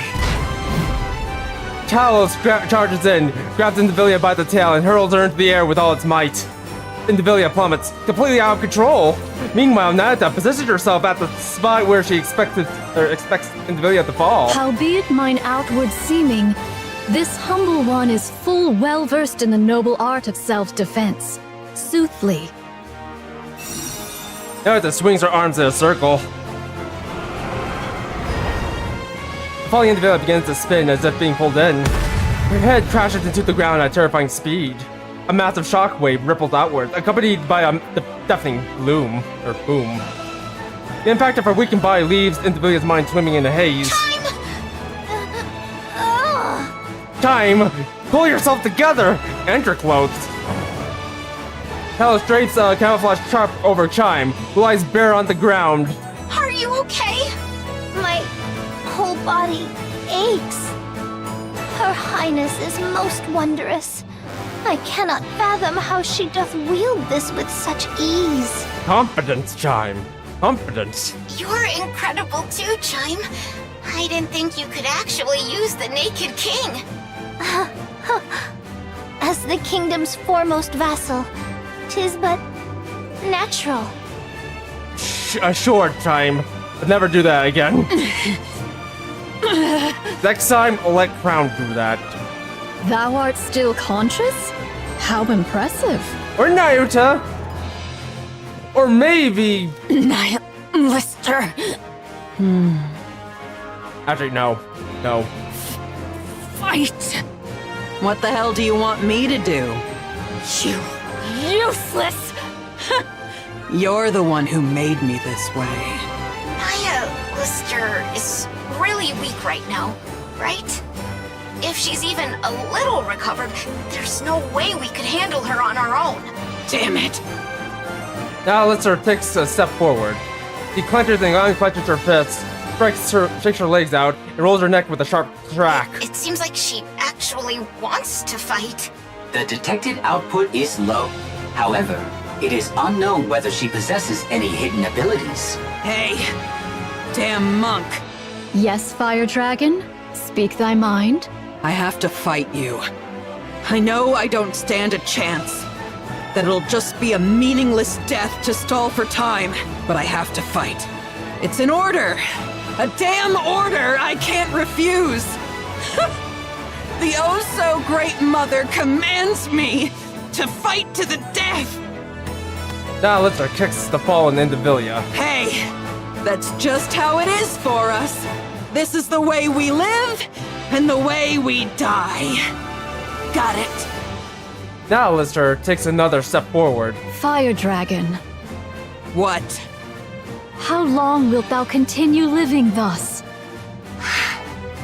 What of it? Let us desist. Verily, 'tis somewhat mortifying to behold. Is that so? Indeed. What else can I do? I was born this way. Naruto silently points at Indivilia and nods her head. Now Lister's gaze falters. What are you doing? Indivilia staggers to her feet. Go and Talos immediately assumes combat I stances. told you to chat the day away. I said fight. Fight! I command you to fight! If you can't manage that, at least be a meat shield so I can escape! Now Lister stares intently at Indivilia, who is trembling in front of her. Wait. Hold on a sec. You actually ate me before, didn't you? Yes. I went all out to save you, even handed over my weapons, and this is how you repay me? Betrayed by you, of all people! Nihilister, can you not hear me? Almost about to get even. The hell's your problem? Getting mad at me and ordering me around? You useless corpse. Do something! This is pissing me off! Something snaps inside Nihilister's head. Uh-oh. Nihilister's sharp teeth sinks into Indivilia's neck. Hey, you'll make a fine snack.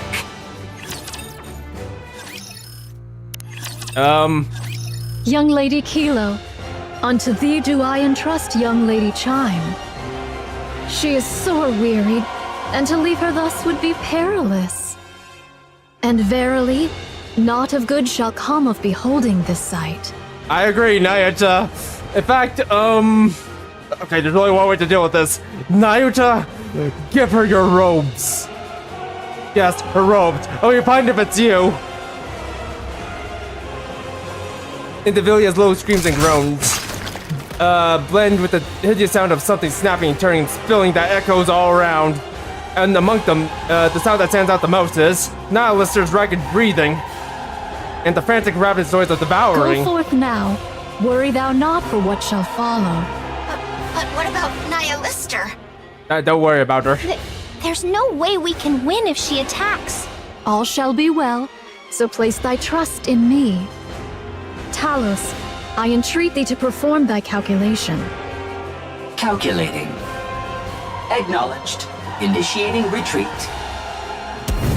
Talos retreats, carrying Chime in both hands. Meanwhile, Nayuta remains behind, silently observing the Nihilister's grotesque feast. A final resounding gulp echoes, and then everything goes silent. Was the repast to thy liking? Damn, that's disgusting. For that, thou seemest in good health. Nihilister removes her cloak and hurls it aside. The weapons sprout from Nihilister's back. That's more like it. Verily, thou hast undone the Queen's dominion. Damn it, she's really getting on my nerves. Nihilister glares at the ground in annoyance. And now she's gone. To rend asunder the fate thou wert born unto by thine own might alone? Verily, most wondrous. Pray, how didst thou accomplish such a feat? No idea.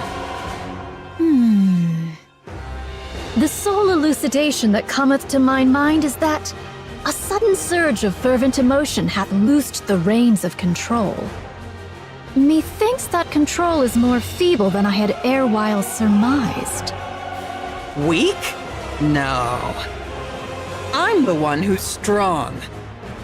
So it is. That I do grant thee. Pray, what wilt thou do henceforth? I'm going to kill the queen. Okay. Duh. Oh, 'tis a relief.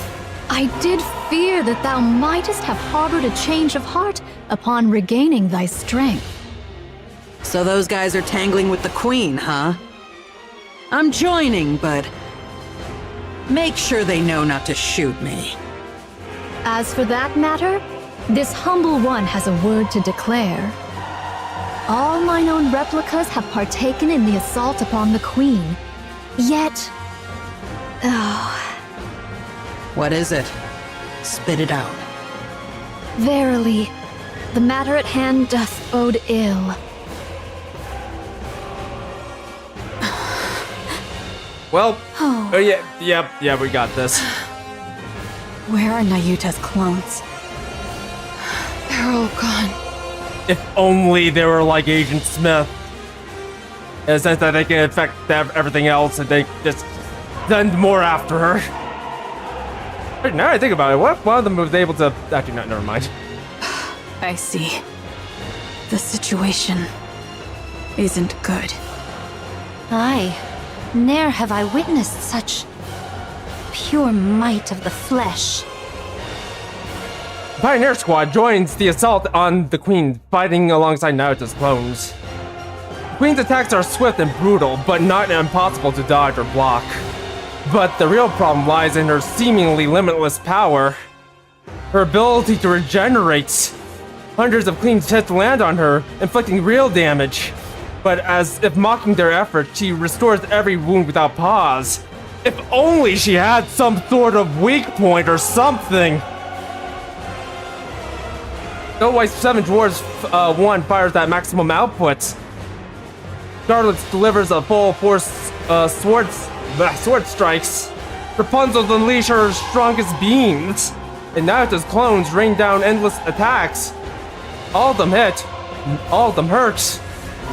Yet moments later, the Queen is whole again. And striking back just as fiercely. Oh, woe hath become of us.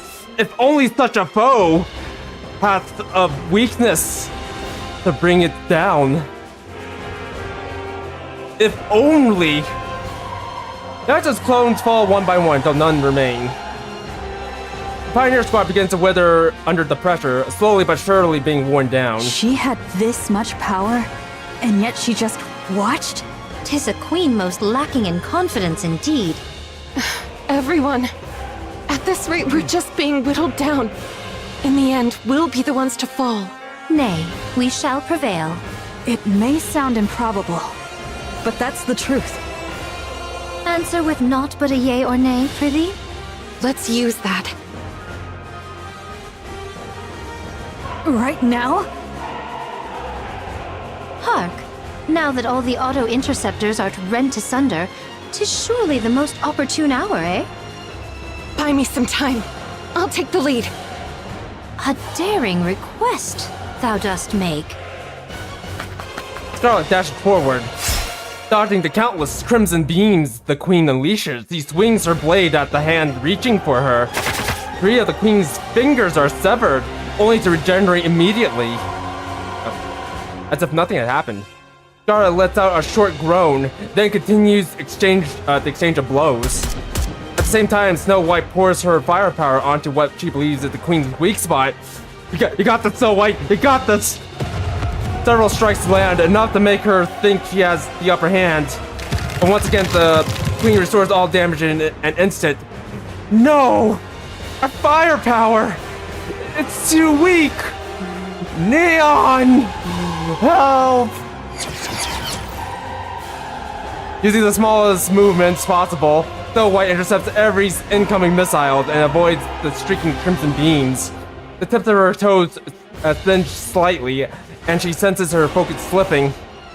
Rapunzel enters her mind. For a long time, the Pioneer Squad had scoured the surface, leaving no stone unturned.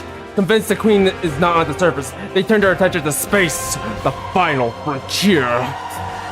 While Naota's countless clones are stationed across the surface to track the Queen's orbit, Snow White, Scarlet, and Rapunzel roam from place to place, gathering intelligence on the Queen. and simultaneously deploying remotely operated weapons across the land. These weapons are meant for the inevitable day of the final battle. 6,000 missiles in total. Cannons of every emplacement turns in unison on a single target. The Queen, where Rapunzel points. Incoming! Everyone, this way! Rapunzel deploys her shield. Snow White and Scarlet hurry inside. The Queen stares, clearly puzzled by their sudden move. Moments later, she sees it. A second horizon line hovering above the real one. The sky is quite literally raining missiles. Oh, I hope those are thermobaric. Crimson lights straight from the Queen's body. But even so, she cannot intercept the overwhelming fusillade of 6,000 missiles. Explosions and flashes erupt without end. Flames roar as if to burn the sky itself. A thick cloud from the massive blast engulfs the area. Only the Queen's skeletal frame remains, but yet she begins to regenerate. Yep, sure, use the thermobaric missiles. Even that wasn't enough? Rapunzel, quick! Unleash the MIRVs. We'll use the ICBM warheads to destroy this thing. By my troth, doth her might know no bounds? Nothing lasts forever. Keep going. Yes, we will bring the false sun to destroy the Queen. Good. Keep slicing, slicing, and slicing yet again, and anon she shall fall. Yes, absolutely! We'll take her down right here! A thunderous roar echoes from the distance. Oh, hopefully that's a nuke, aka the false sun. Head snap towards the sound. The thick curtain of smoke shreds apart in an instant, and a red two-headed dragon charges forwards, skimming the ground like a missile. Nihilister!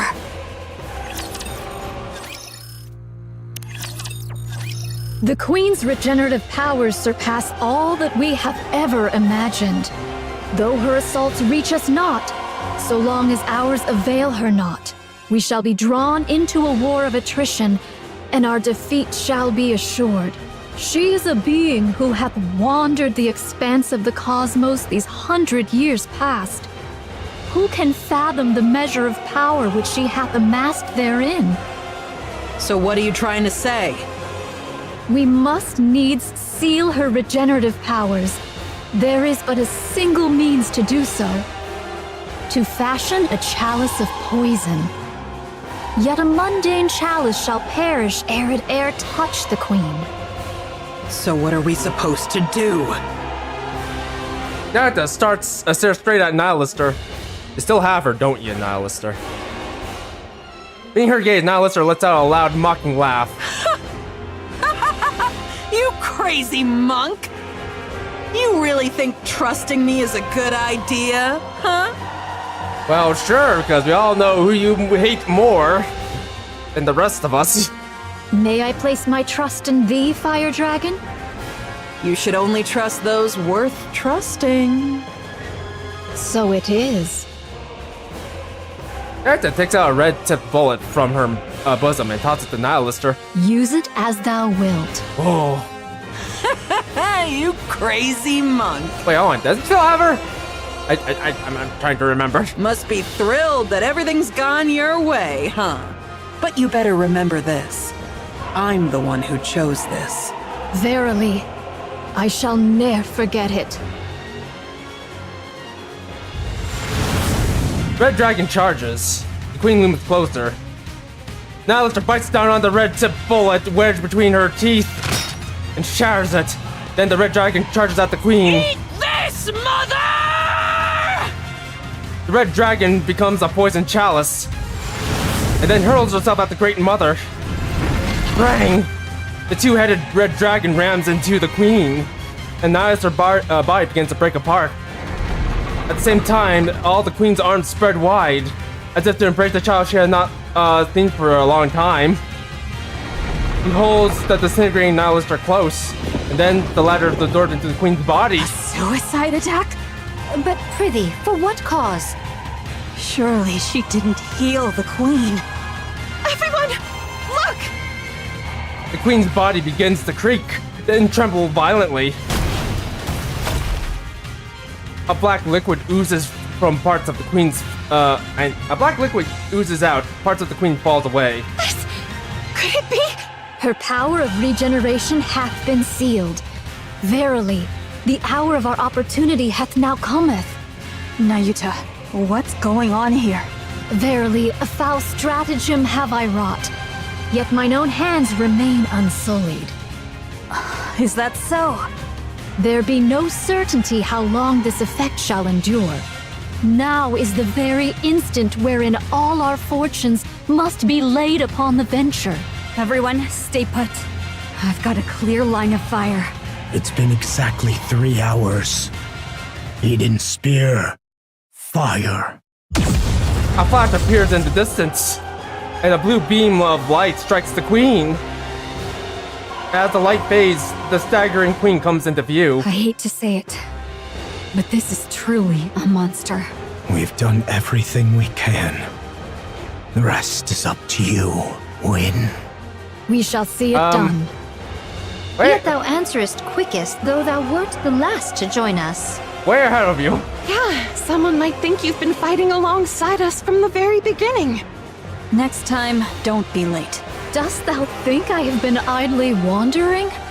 Even I, in mine own fashion, have hither and thither run, much occupied with mine affairs. Cut the chatter, we're in combat.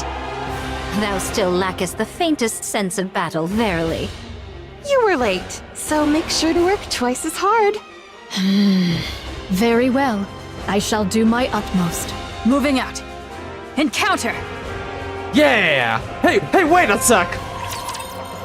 You bastard! Lo, I'll get she you for harbors this! no thought of falling! Don't stop your attacks! I'll get you for this! She's clearly stopped regenerating, and yet... That's our line! Ah...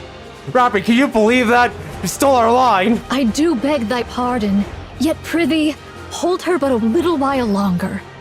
Flap? Even now thou liest in idle leisure? Truly thy carefreeness doth make me envious. Work harder! Go take a short rest, okay? Don't overdo it! Dost thou think I seek repose? Nay, I yet hold a trump concealed. Though it may not prove decisive, I shall endeavor to fashion an opening for thee all. Without a word, the three give the brief nod and takes off toward the queen. Nayuta spins on her heel and runs the other way. She finds flat ground and sits in a meditative posture. Amid the rising clamor around her, she forces herself to shut it out. Closing her eyes, she gathers herself. Her conscience spreads outward, connecting with her other clones across the surface. And then she makes a proposal. I shall consign thine lives to flame, and all sins that shall arise therefrom, I shall bear. In an instant, all the linked consciousnesses are severed. Nayuta watches as the swarms of golden particles drift towards her, and she sheds tears.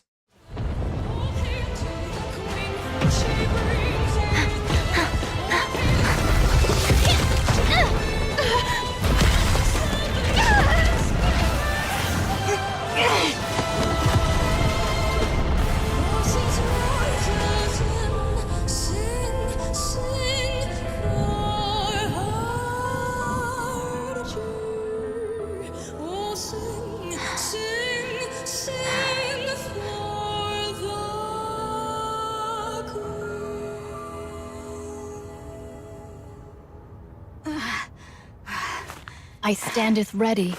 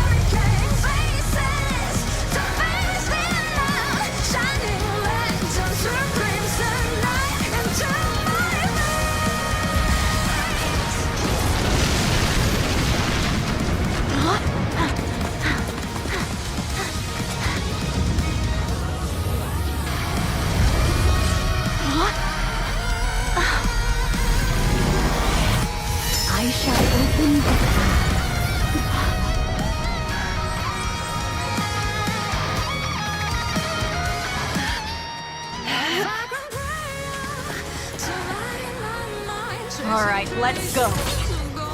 The Garden of Shangri-La. No pain or despair.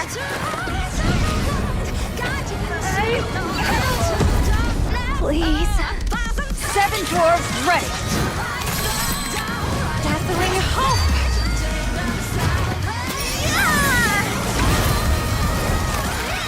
Here it through.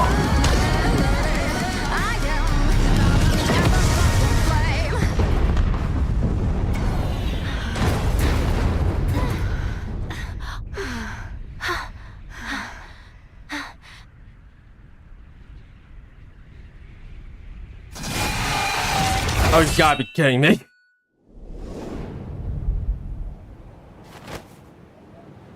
Ooh! Thanks! Thanks, Scarlet!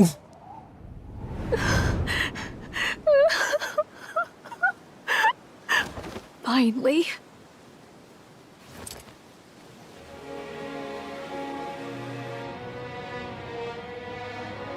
Finally. We did it.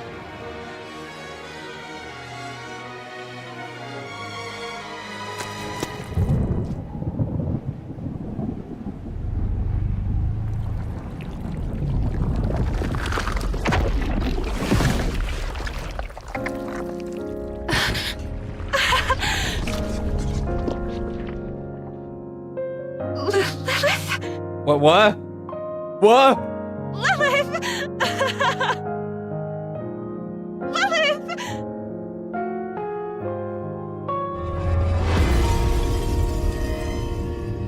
Well, crap.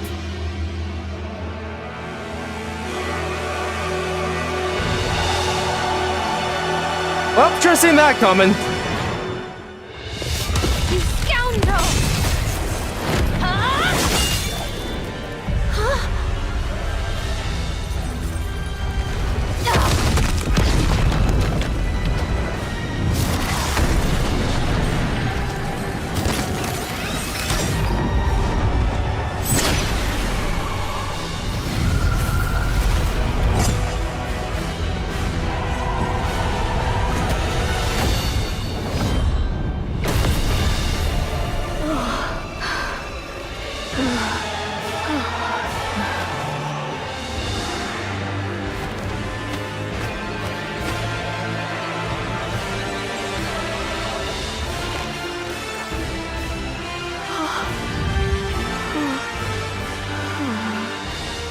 Who art thou? Who dost thou conceal within that husk? Well, yeah, definitely sure seen that coming. That which takes the Lily White's form fixes his eyes on Marion. Struggling to say to herself, Marion meets its gaze. Slowly it advances. An unknown energy presses down on her, freezing her in place.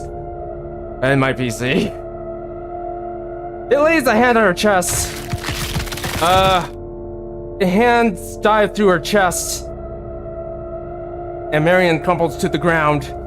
The figure stares at the red core glowing in its grasp, clearly pleased. Goddess fall. Well, I goddess. What? Its head jerks slightly and turns around. Papillon pants heavily, facing a fear she had never known before. Hey, you. What are you? What even are you? The figure stands, closes in on Papillon. He fires wildly, panic rising with every shot, but it doesn't so much as flinch. Just as it draws near, Dorothy lands in between them. Dorothy! You came. Dorothy. Lily Weiss? Oh. Well, this went from bad to worse. Great.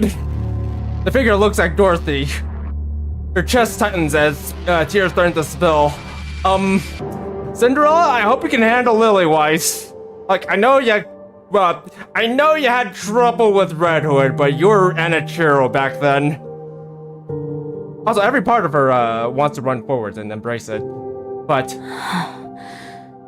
No. Lilyweiss is dead. The dead cannot return. Who are you? The figure remains silent. Who are you to dare wear her form? Let's get her. Answer me. Once again, silence settles over them. Answer me.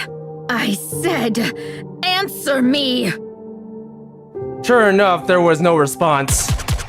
Lights burst from Dorothy's gun. The figure's head snapped upward. Slowly, it lifts its hand to its forehead where the light grazed. One red drop smears across the glove. Fine. If you have no intention of answering, then die. Just standing there before me looking like that is reason enough for me to kill you. Its eyes lock with Dorothy's. Slowly, it glances down at the smear of red on its glove. With a burst of motion, it kicks off the ground and vanishes beyond the horizon. Welp, now we get to deal with that. Oh gosh. If I'm gonna be honest, I'm a little bit worried about this. I know how strong Lilyweiss is, and quite frankly, I'm not sure if, like, Old Tails can handle her. Like, if you're a fighter, then we're going to most definitely need Hansel and Gretel's help. Dorothy. I don't think Grave, Cinderella, or even Siren together could actually deal with this. Cecil, I see you've made it safely. Gather the wounded. We'll try. There may be fatalities. I'll help too. We'll try, alright, Dorothy's in pieces, but I think her head and, core are still intact. Where's, I forgot what happened to Scarlet, but we'll have to figure her out. As far as, Snow White goes, yeah, she'll be fine. Good. She'll be fine. She only just got decapitated. Eden's optical camouflage is fully operational. Still, our commotion will draw the Raptures here quickly. Have the remaining forces defend Eden. It'll be enough if we can hold out for 2 days. Understood. What an extraordinary turn of events. Hast we won, Your Highness? I'm not sure yet. It's too early to jump to reckonings. Well, we chased them off, Chime. But we haven't won the war. So in a sense, you could say we've won the battle, but not the war. Methinks the word be conclusions. What's become of everyone? Yeah, let's have a sit rep here. Inherit has been wiped out. Yes. Wiped out?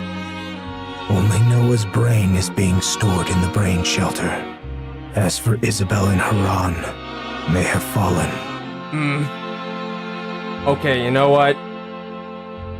For like every fan of Isabel and Haran, as this lone commander, my heart goes out to all of you.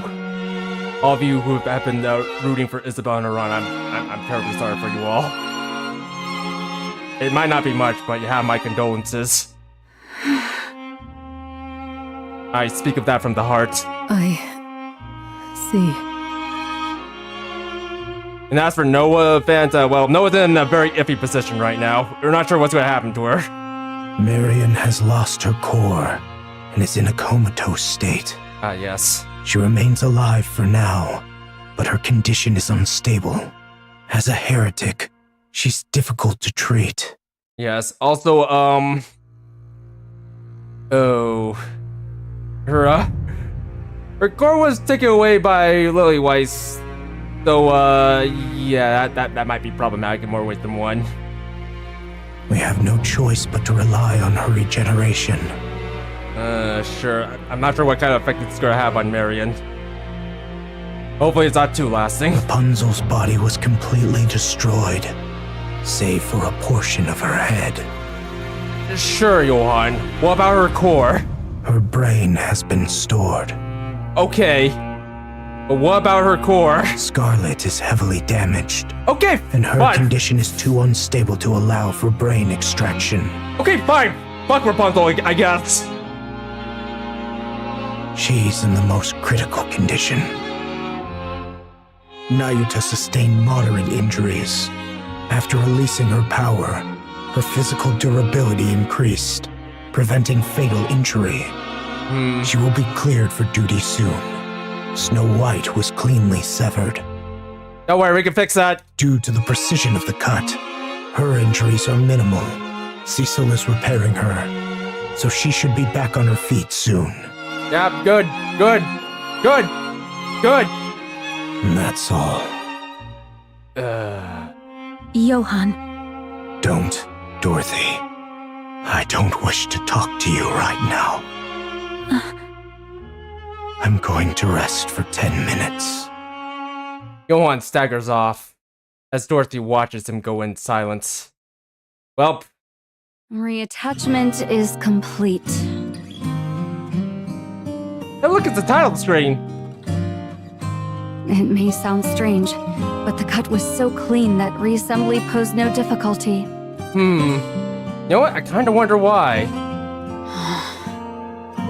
Hey, are you alright? I remember it all. What exactly do you remember? About Lilith. Cecil. Yes? Give me some weapons and equipment. Wait, alone? There's no way I can beat her with what I've got now. Are we sure Eden's enough to, equip you? I have no money, so put it on my tab. Perhaps you don't know this, but Eden has plans for weapons and equipment reserved exclusively for the Pioneers. Okay, hopefully this is good. They're meant as a gift, for the day we might one day fight together. Johann is the one who prepared them. Also, it looks like I'm gonna have to keep my eyes on Snow White for a while. Why weren't these given to us sooner? I feel like she's about to have a... she's about to have a technical upgrade. What? As I said, we're still in the planning stage. Or maybe a oversight. Huh? What? Jeez, it's like really dusty around here. Oh. When can you complete them? If you cooperate, 2 weeks will be enough. And here I was thinking you're gonna say a half a year. All right. I'm counting on you. The same to you. I don't think I forgot what you said. Snow White closes her eyes. Forget you. Reaching into the recesses of her memories, a white land flickers into view. A field overflowing with white lilies, swaying gently in the wind. Lilith. Welp. A crimson landscape flickers before her eyes. Reeds dancing under the blazing sun, an old melody carried by the wind. She recalls their final farewell. Tears roll down her cheek. Oh no! Red Hood. Oh.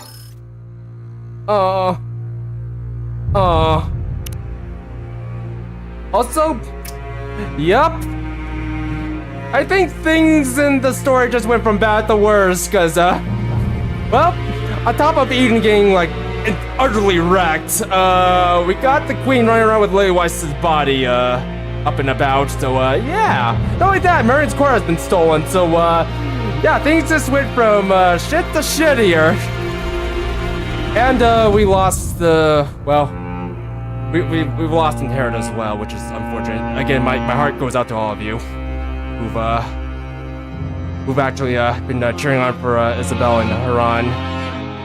And I suppose Noah. So, yeah. I do, in fact, give my condolences to, you guys. But anywho, the only thing we can do right now is try to move on with the story. And speaking of the story, I still have chapter 42 to complete, so yeah, I need to go ahead and take care of that. But I think I'll do that at a later time. So, anywho, I think it's time for us to go ahead and call the stream here. So if you guys enjoyed the stream, don't forget to leave a like, subscribe, and hit the notification bell. And if you're watching this as a VOD, feel free to leave a comment in the comment section down below. So on this somber note, this is going to be Tengu signing off. Goodbye, everyone. Goodbye.